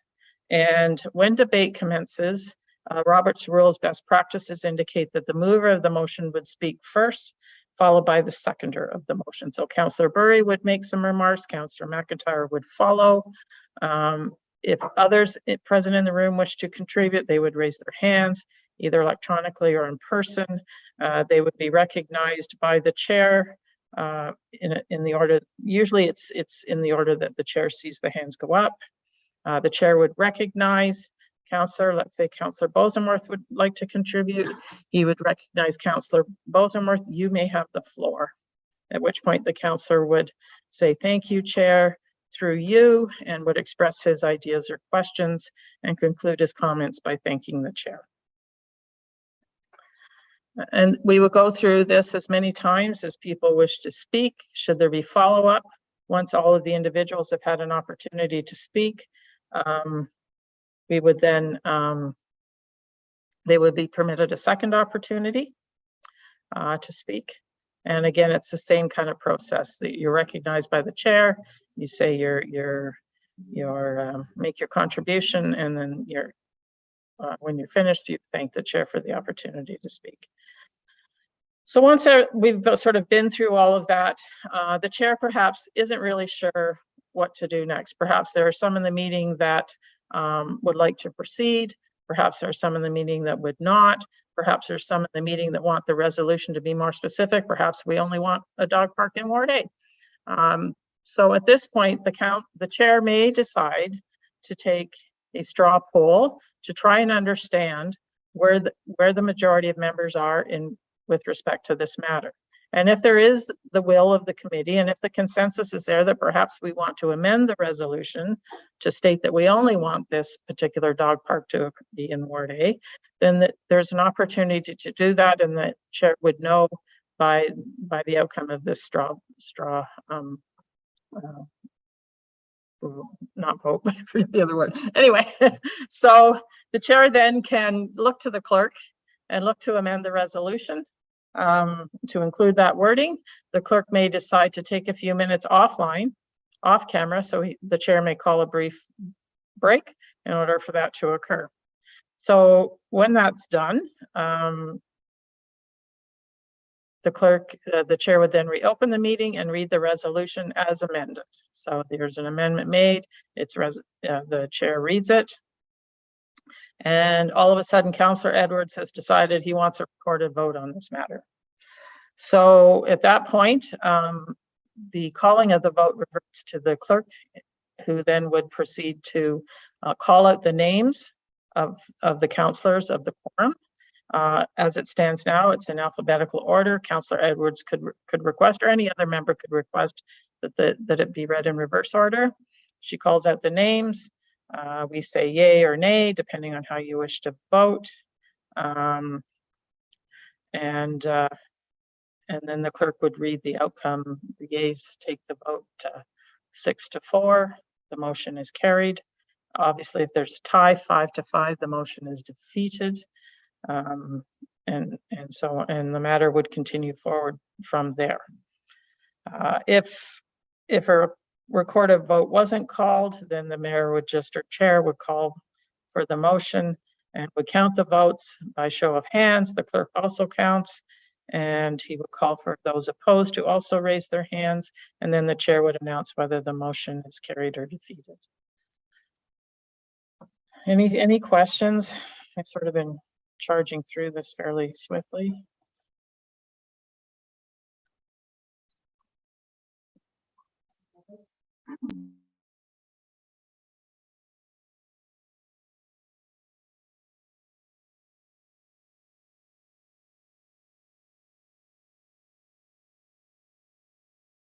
I think I saw Councillor Roberts and Councillor Zabitz.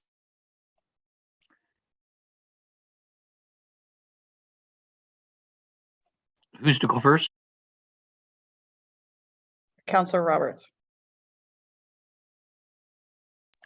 Thank you. So just a couple of points of clarification, maybe for information, that when a delegate speaks, both in planning and general finance, it's my understanding that we can ask questions of that delegate before they are taken out of the meeting.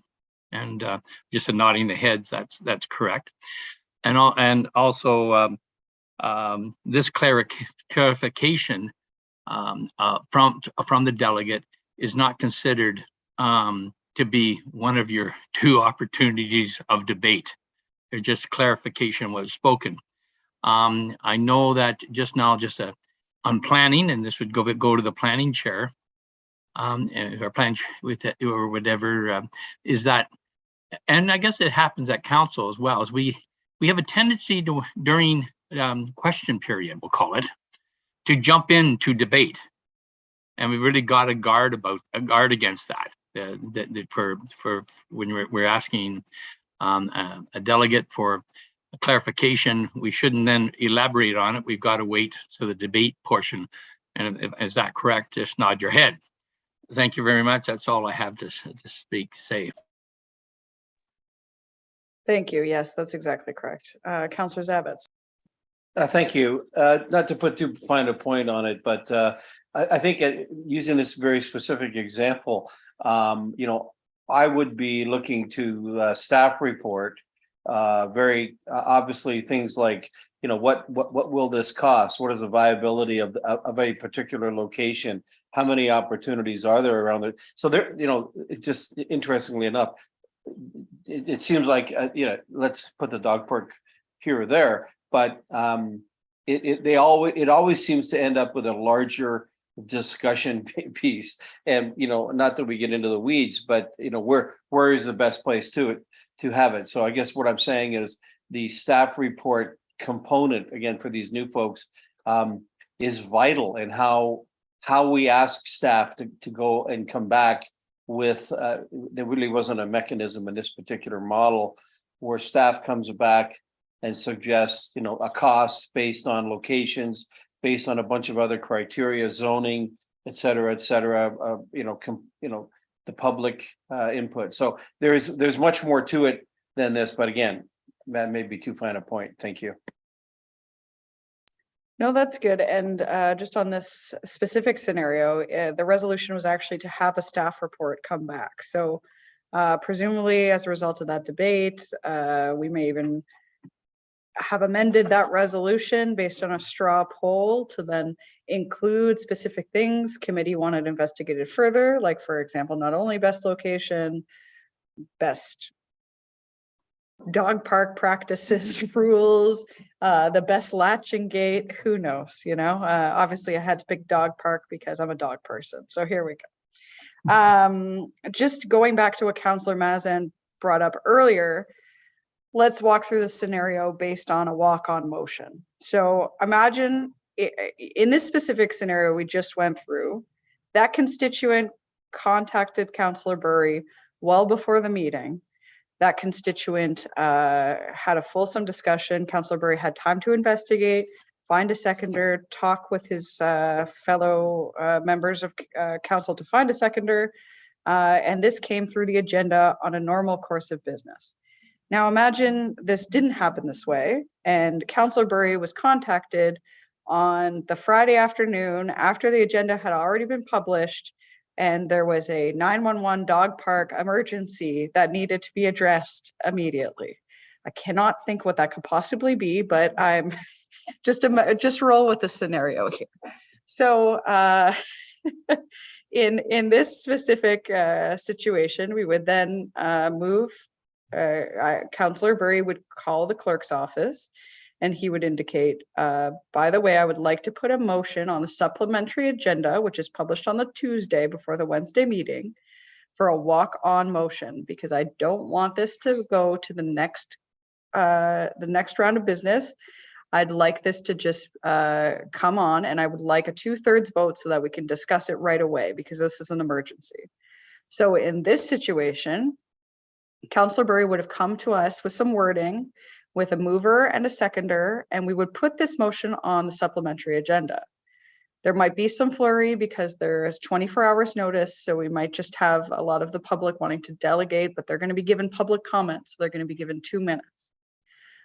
So then when this comes to committee at the subsequent meeting the next day, first we would take the 2/3 vote. So the chair would say, we have a motion on the floor, and in order to read the motion in accordance with procedural bylaw, we need 2/3 majority to read the motion. So we take the initial vote. If we had 2/3, we'd then read the main resolution. If we didn't have the 2/3, that resolution would never get read at that point. So that's the difference when we have a walk-on motion. So I know for some of the new councillors, this might seem a bit nebulous at this point, but you know, we're going to start working with these concepts more and more, and we're going to see them in action very soon. And I think things are just going to click together. So I think this hopefully will start to be useful. But we're here for questions and anything that you might, you know, be tweaking a thought in your mind. Any other questions on the scenario or sort of agendas or moving council business?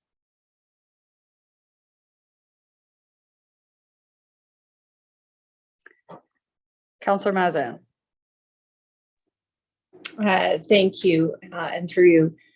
I just wanted to confirm, so if I go back to scenario number 1, Councillor Burry is successful getting the topic of dog park on the normal agenda.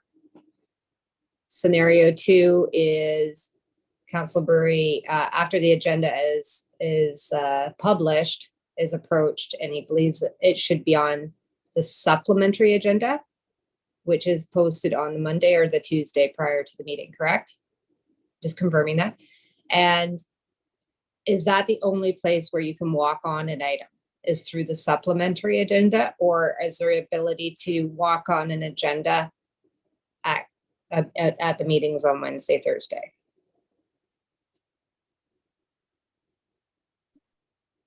So you can bring up an item of new business under the new business item on the agenda, but that has even further risks of the walk-on motion because there'll be no public notice at that point. You still need 2/3 if anything's going to come out of that item, besides just a discussion. But if you're really looking to operationalize something, best practice is regular agenda. Second best practice is supplementary agenda. third best practice in terms of transparency, notice, and fulsome discussion is new business. I'd say it kind of ranks in that order, but it's possible to have something move through in those three ways. Thank you. I would also add, sorry, that if something is an emergency and is really important, the mayor can always call a special council meeting, special general finance committee meeting and such. So our hands aren't tied for things that are really, really important. So please don't think that this procedure is going to mean that important, emergencies aren't contended with properly.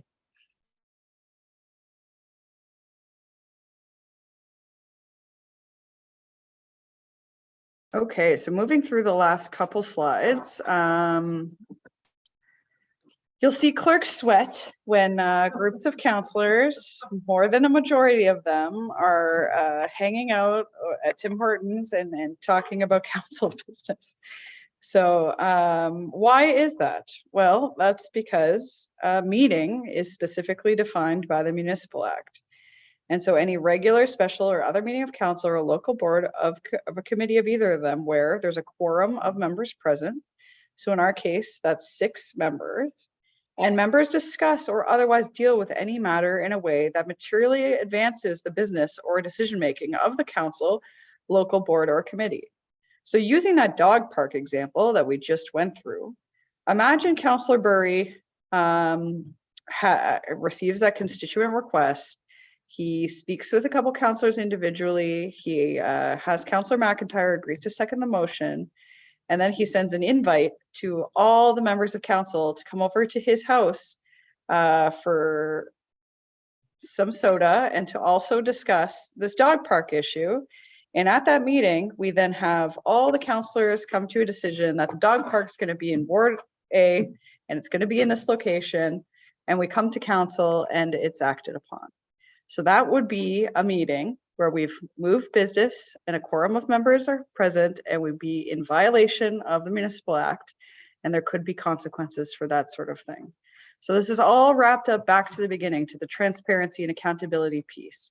All business of council happens in the open, happens on an open meeting, except in really specific exemptions, which we'll get to in a couple slides as well. Does anybody have any questions on that?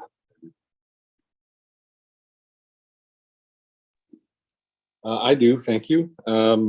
This is an area that is a constant source of, I will say doubt, but also concern, because you find yourself in a room with 5 other councillors and you wonder what you're supposed to do. But I'm not convinced that you actually have to all be together. I think the problem can exist if, in this particular case, Councillor Burry says, I'll write A through L, a note saying that this is how I want to move forward and this is where we're going to put it. And in order to avoid quorum, you, Councillor McIntyre, write the rest of them, M through Z. And between the 2 of us, we'll kind of, he would never use the word conspire, but we would, the effect would be to conspire to essentially hold a meeting. I believe that's as problematic as actually getting together at Tim Hortons, but you know better than I. Thank you. Yes, this can happen electronically as well. So the important thing is moving the business. If you're doing that by email, it can be an issue as well. And I mean, in some ways, this is kind of tied back to these ethical standards, the code of conduct. It's the gut check. If it feels like it's nefarious or that it shouldn't be happening, just stop yourself and consider what are the rules I'm playing in here, or call the clerk or call the integrity commissioner and ask your question. But that's it's a good question. Councillor Roberts. Thank you, Clerk. And yes, I had the same comment as the mayor did, but I have a couple of other ones. Is that as a councillor, if you have a really great idea and you want to socialize that idea with your peers, you got to be extremely careful, because you're now communicating your position. And correct me if I'm wrong, Clerk. If I was to say, I think the best place for the dog park would be in Ward C. and send that all to all my colleagues, that would be promoting the business outside a public meeting. Am I correct? Yeah, so the best place in that situation would be to have those discussions and that debate transparently in the course of a committee meeting. Yes. And then just the second part of that, this was back in 2018. So an example, we have a lunchroom. And all of us were in the lunchroom at once. And there was a concern that we could be forming a public, being all together could be deemed a meeting. Is it my understanding that we could all be together in that lunchroom? I know it's just a small example, but as long as we don't talk about any township business, is that feasible? Or go to Tim Hortons to all get a coffee at one time? I think it's the, you know, it's those two things together trigger the public meeting requirement. It turns into a meeting. But I think oftentimes the rule exists, let's not have more than 5 in a room, just in case it goes there. Because the one thing each of you have in common, besides a tie to the township, is that you're a counselor at the township of Muskoka Lakes. As much as even when I sit down with my friend Derek Hammond, just to talk about our social lives, we end up talking about work because it's the thing we have in common. So just a best practice would probably be to try and avoid that situation.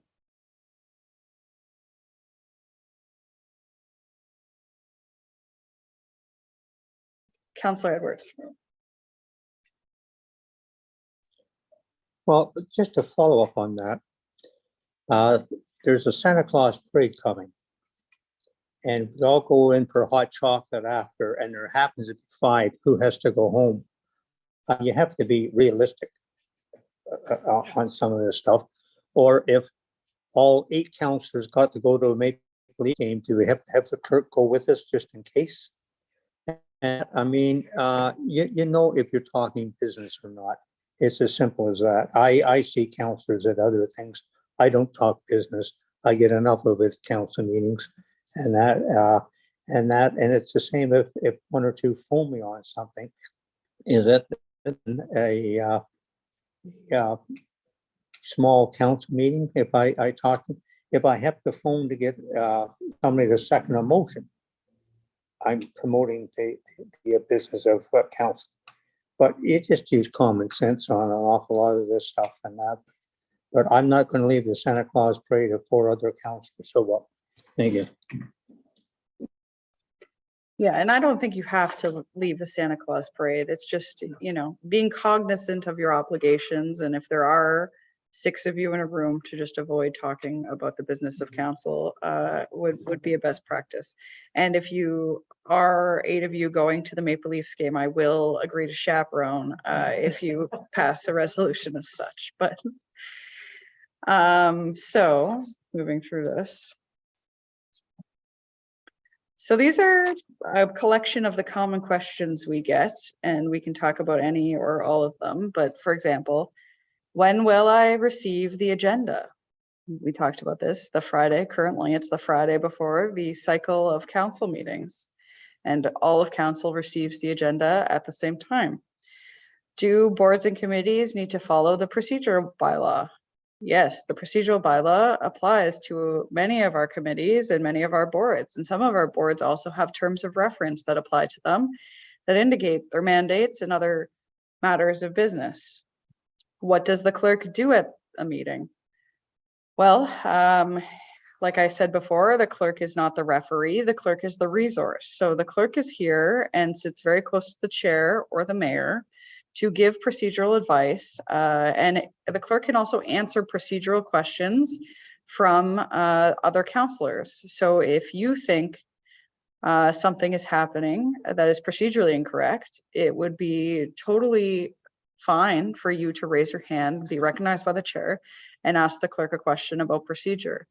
The clerk wears a dual role at this organization too, and is also the director of legislative services. So the clerk from time to time will bring reports that have to do that with that department as well.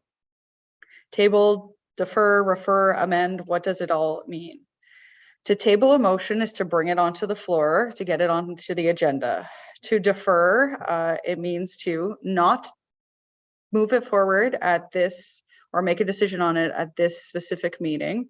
It means to bring it back to another meeting for further debate. Refer means to move it from one committee to another committee or a lateral process. Amend means to change the actual text of the resolution in front of you. A motion of reconsideration. So we talked a little bit about reconsideration. You can't do it within 2 cycles, but it is possible to reconsider a past decision of council. And if that does happen, you should contact the clerk and we can walk you through that.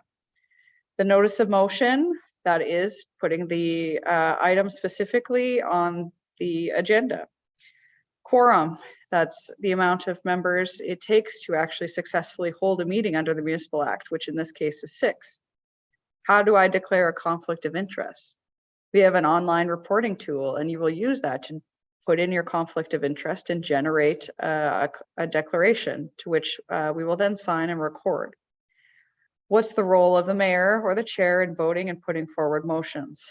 So we spoke a little bit about this, and this means that where the mayor or the chair would like to participate in debate and substantively deal with matters, they would have to step aside from that matter as the chair, and it would go to the deputy.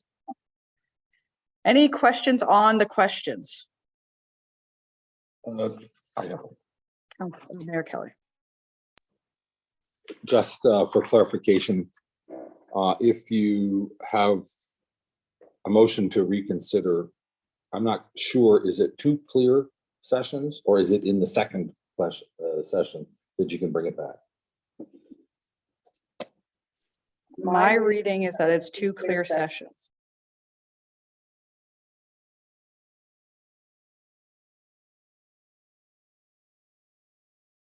Councillor Mazan? Thank you. I'm building upon the mayor's comment there. If we could go back to the example of the dog park, there's 3 different scenarios that you had laid as to how this can come forward. And just so could you walk us through each of those scenarios to say, okay, when does the reconsideration? So say we say no to the dog park, like directing the staff. At that point, is it not being, you cannot bring that topic back for the 2 cycles or three cycles? Is that right? In any of those different scenarios? So this is a bit of the caveat in the procedural bylaw that Councillor Mazan just so smartly pointed out.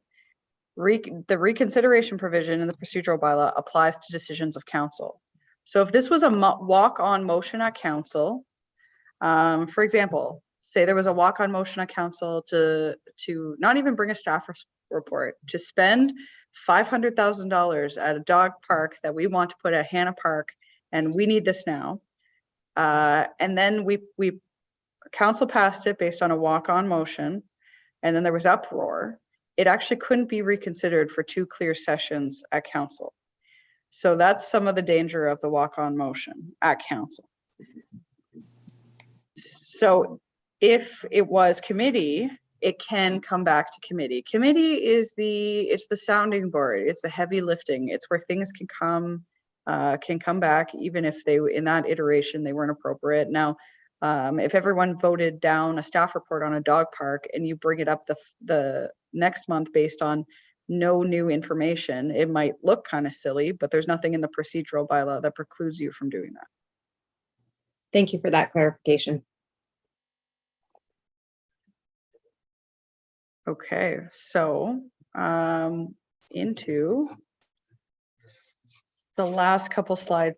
So the last thing I want to talk to you about is closed meetings. So we talked a lot about transparency and accountability, and the presumption is very clearly that all meetings of this council and committees and all councils and committees should be open and transparent to the public. All decision-making should be done in an open and transparent way. We have notice provisions that require that notice is posted in different ways on the township website. And the agenda very clearly lets the public know what is being discussed and how they can participate or what the items of discussion will be at that meeting. All meetings must be held in a public place, and that's been modified to COVID to also being electronically publicly. Meetings can be closed to the public if the subject matters relate specifically to an item listed under section 239(2) of the Municipal Act. So there's very, very narrow and specific exemptions as to why we can meet in closed session. Generally, even the exemptions are discretionary, except to when a matter refers to an MFIPA or an ongoing investigation by the Ombudsman regarding a municipality and board. So even though there's exemptions, they're also, most of them are discretionary. Closed meetings can be investigated. So if council went into a closed meeting and a member of the public said this matter should have never been in closed session, I don't agree with the exemption listed, they can actually file a request for this for a closed meeting to be investigated by a public service. So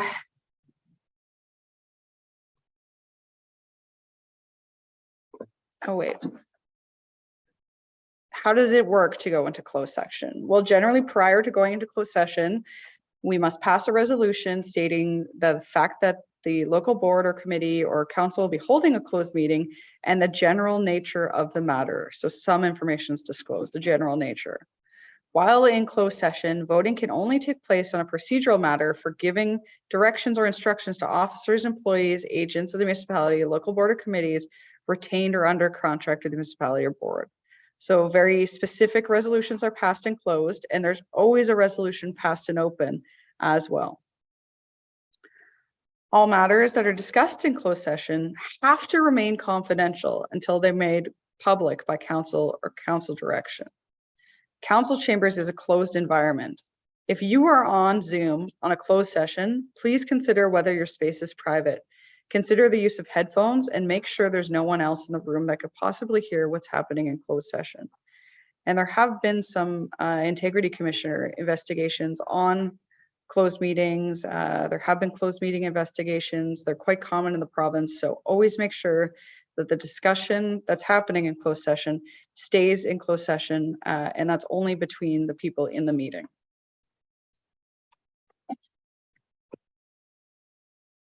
So just so you broadly know, these are the reasons that a closed session can occur. These are some of the exemptions.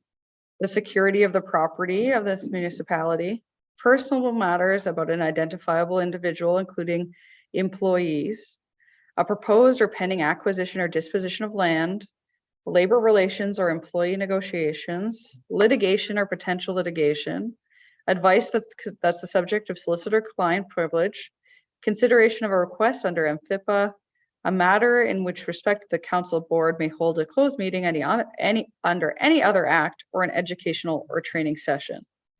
And those are generally the exemptions. So for example, if there was an ongoing collective agreement negotiation, it might not happen in an open session because it would defeat the purpose of the negotiation if the union could watch the session and understand exactly what the bargaining position is.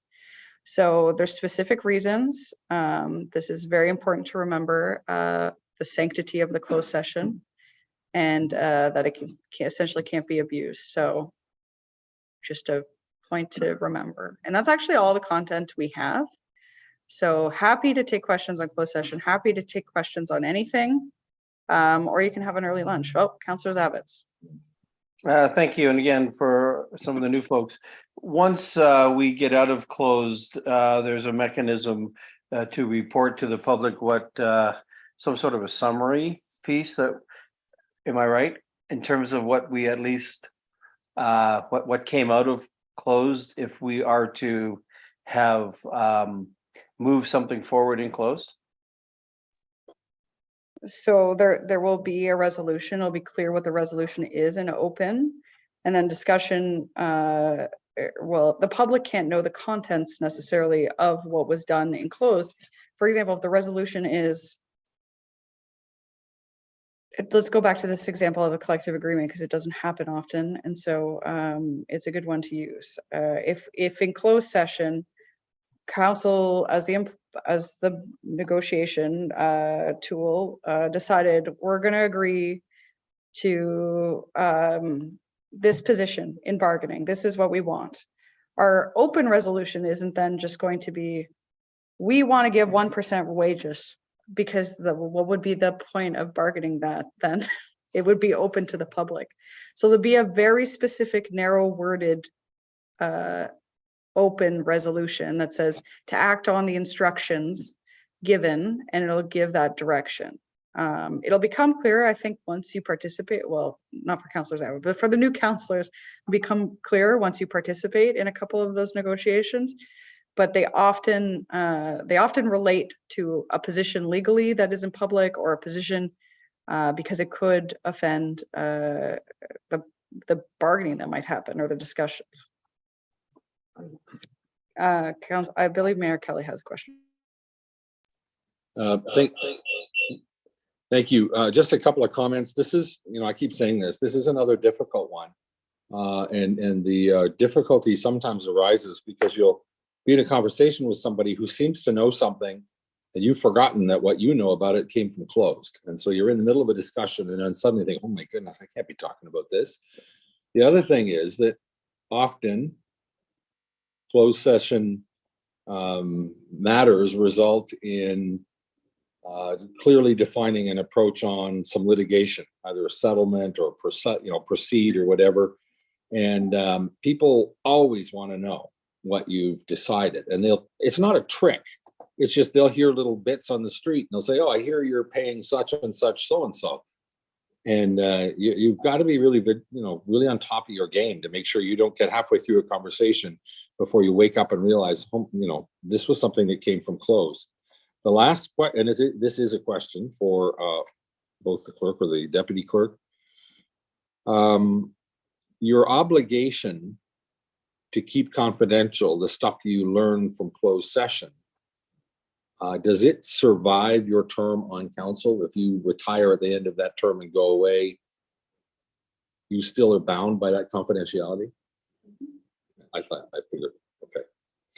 Because I just, in the last 5 or 6 days, had some stuff shared back to me from some people who feel aggrieved by decisions that a decision we made in closed, and they seem to know a lot. And I was curious to know whether people who may have picked something up and then subsequently moved on to a different part of life were still bound by the same confidentiality. That's good, thank you. And you're going to have the opportunity in the joint orientation that happens in the new year to ask questions of this further from our integrity commissioner, who's a really good resource on some of these issues. So this isn't the first, last, or even probably in the middle of times you're going to hear about the importance and sanctity of closed session. Councillor Bosworth. Just a quick question. Does the rules of procedure apply in a closed meeting? Yep, so the rules of procedure apply. Questions still come through the chair. Oftentimes in a closed session, it's primarily led by staff who have reports and specific asks of the council to make decisions.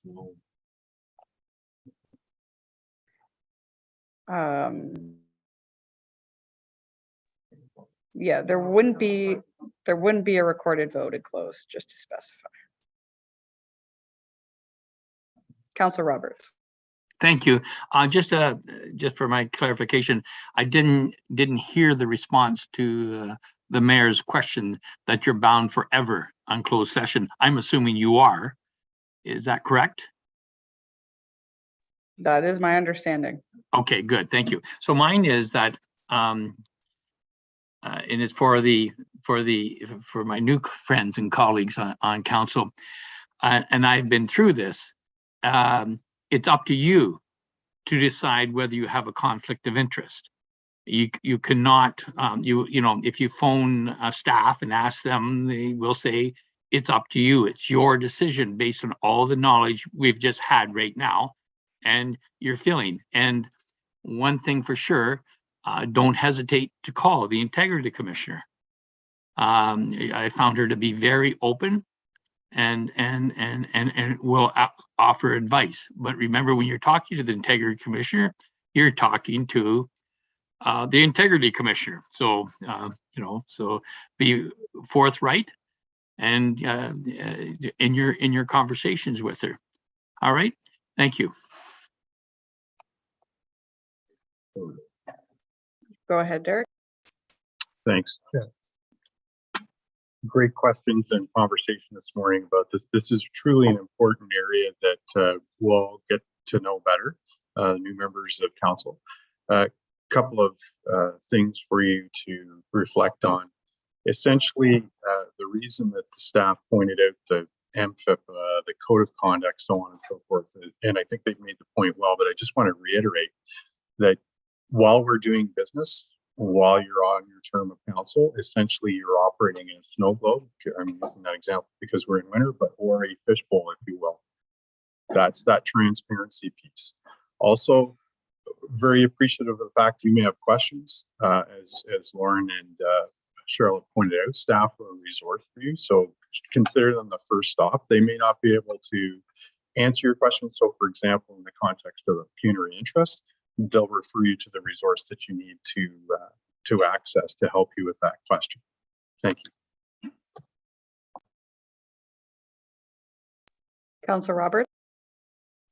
Thank you. And it's also if CAO Hammond would come back on and it's important that all councillors understand their relationship with staff and the so-called we'll call it chain of command that should be adhered to. So if you would go ahead and comment on that, if you would, CAO. Okay, thank you for that. So a couple of thoughts. So the township has a CAO bylaw, and it's really my rules of engagement. And so as we pointed out in a previous session, you have one employee, that's me. That said, and you'll recall the hourglass diagram from our previous session. So in theory, council accesses staff through me. I have some latitude there. And so if you have questions around a specific topic, say, for example, it's public works, you can engage with the director of public works, as long as, or my request of you would be to remember to copy me. And so that helps me keep track of what's going on. And in the event that you perhaps forget to copy me, that's okay. You can be assured that the staff member will copy me on the way out. But you should be limiting your access to staff to the director level as well as myself.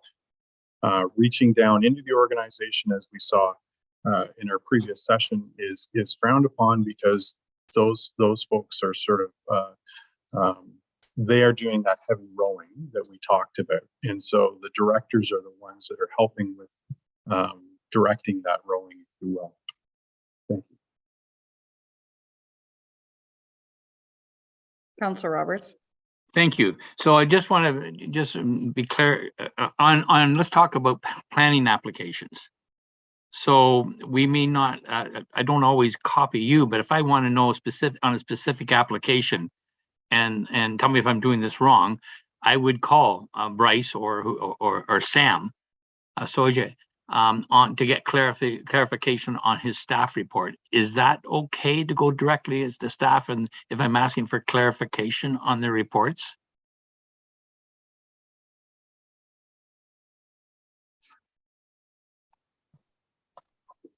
So my response to that would be, remember to stay at the highest level as possible. If you get a reference or a referral from that member, director / manager to a staff member specifically, then that's fine before you consider reaching too far down into the organization.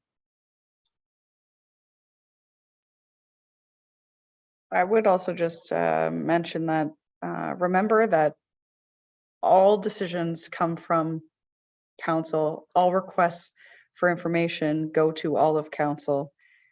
Everyone is playing with the same information, and that's why it's best that the same information goes to everybody at the same time.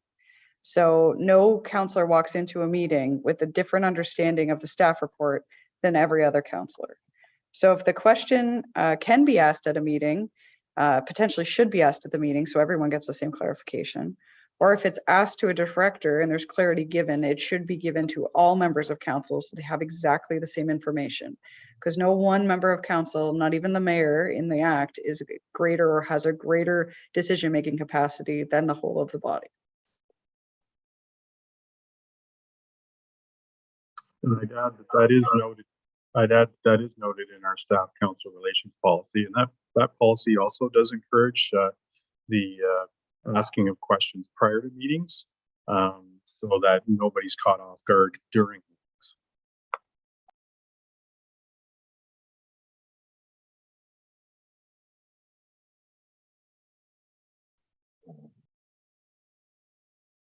Any, Councillor Mazzy? Thank you. I'm just thinking back to your example, the dog park, and step one was to do investigation. So, you know, for those of us who have been doing this for a little bit, we might have slipped into habits, but for those that are new, let's use this as the example. That if Councillor Burry has somebody approach him about the need for a dog park, and he's supposed to start investigating, probably the first step he would do would be to reach out to either Derek and or Director Becking to say, okay, I've had somebody approach me. Can you give me some background or history on dog parks in the township? That's how I would have approached it. And I'm just looking for confirmation, I guess, from Mr. Hammond.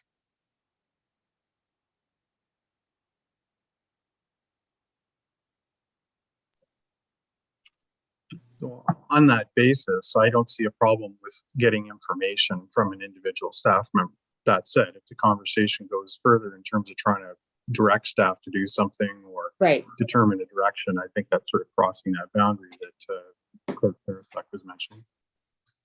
Okay, thank you. I think that's the distinguishing part is sometimes, especially in the beginning, there is a learning curve in time, right? Of the content, never mind the process that we've been talking about today.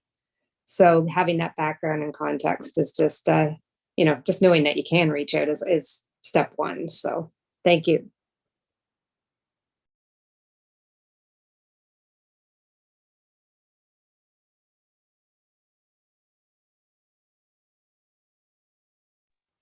Okay, I'm assuming no more questions.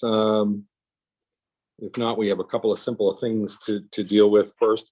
I want to thank, we're still under relaxed rules, Lauren and Cheryl, the deputy clerk the clerk and the deputy clerk.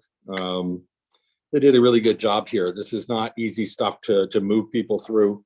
And we all come to this with various levels of experience with it. So thank you very much. Terrific job. I really appreciate it. I would only comment, if I haven't already, maybe I'm repeating myself. These types of things, these rules of procedure, none of us are born to know them or born with them. We will learn them. And I may have said it earlier, I think they're a lot like a muscle. The more we work them, the stronger we'll get with it. And if we get lazy and stop using them, we'll lose the benefit of whatever experience we have. We give ourselves an incredible head start by reading it and understanding it and thinking about it and keeping up with our reading. And I also think, that sort of respectful and gentle correction from everyone would be a terrific way to keep each of us accountable and on track. We don't need to chew each other's heads off, but we can take correction and learn from it and do better. So I will simply say that. Last thing I want to say, we're going to have two motions that we need to have passed, but I do want to throw this out.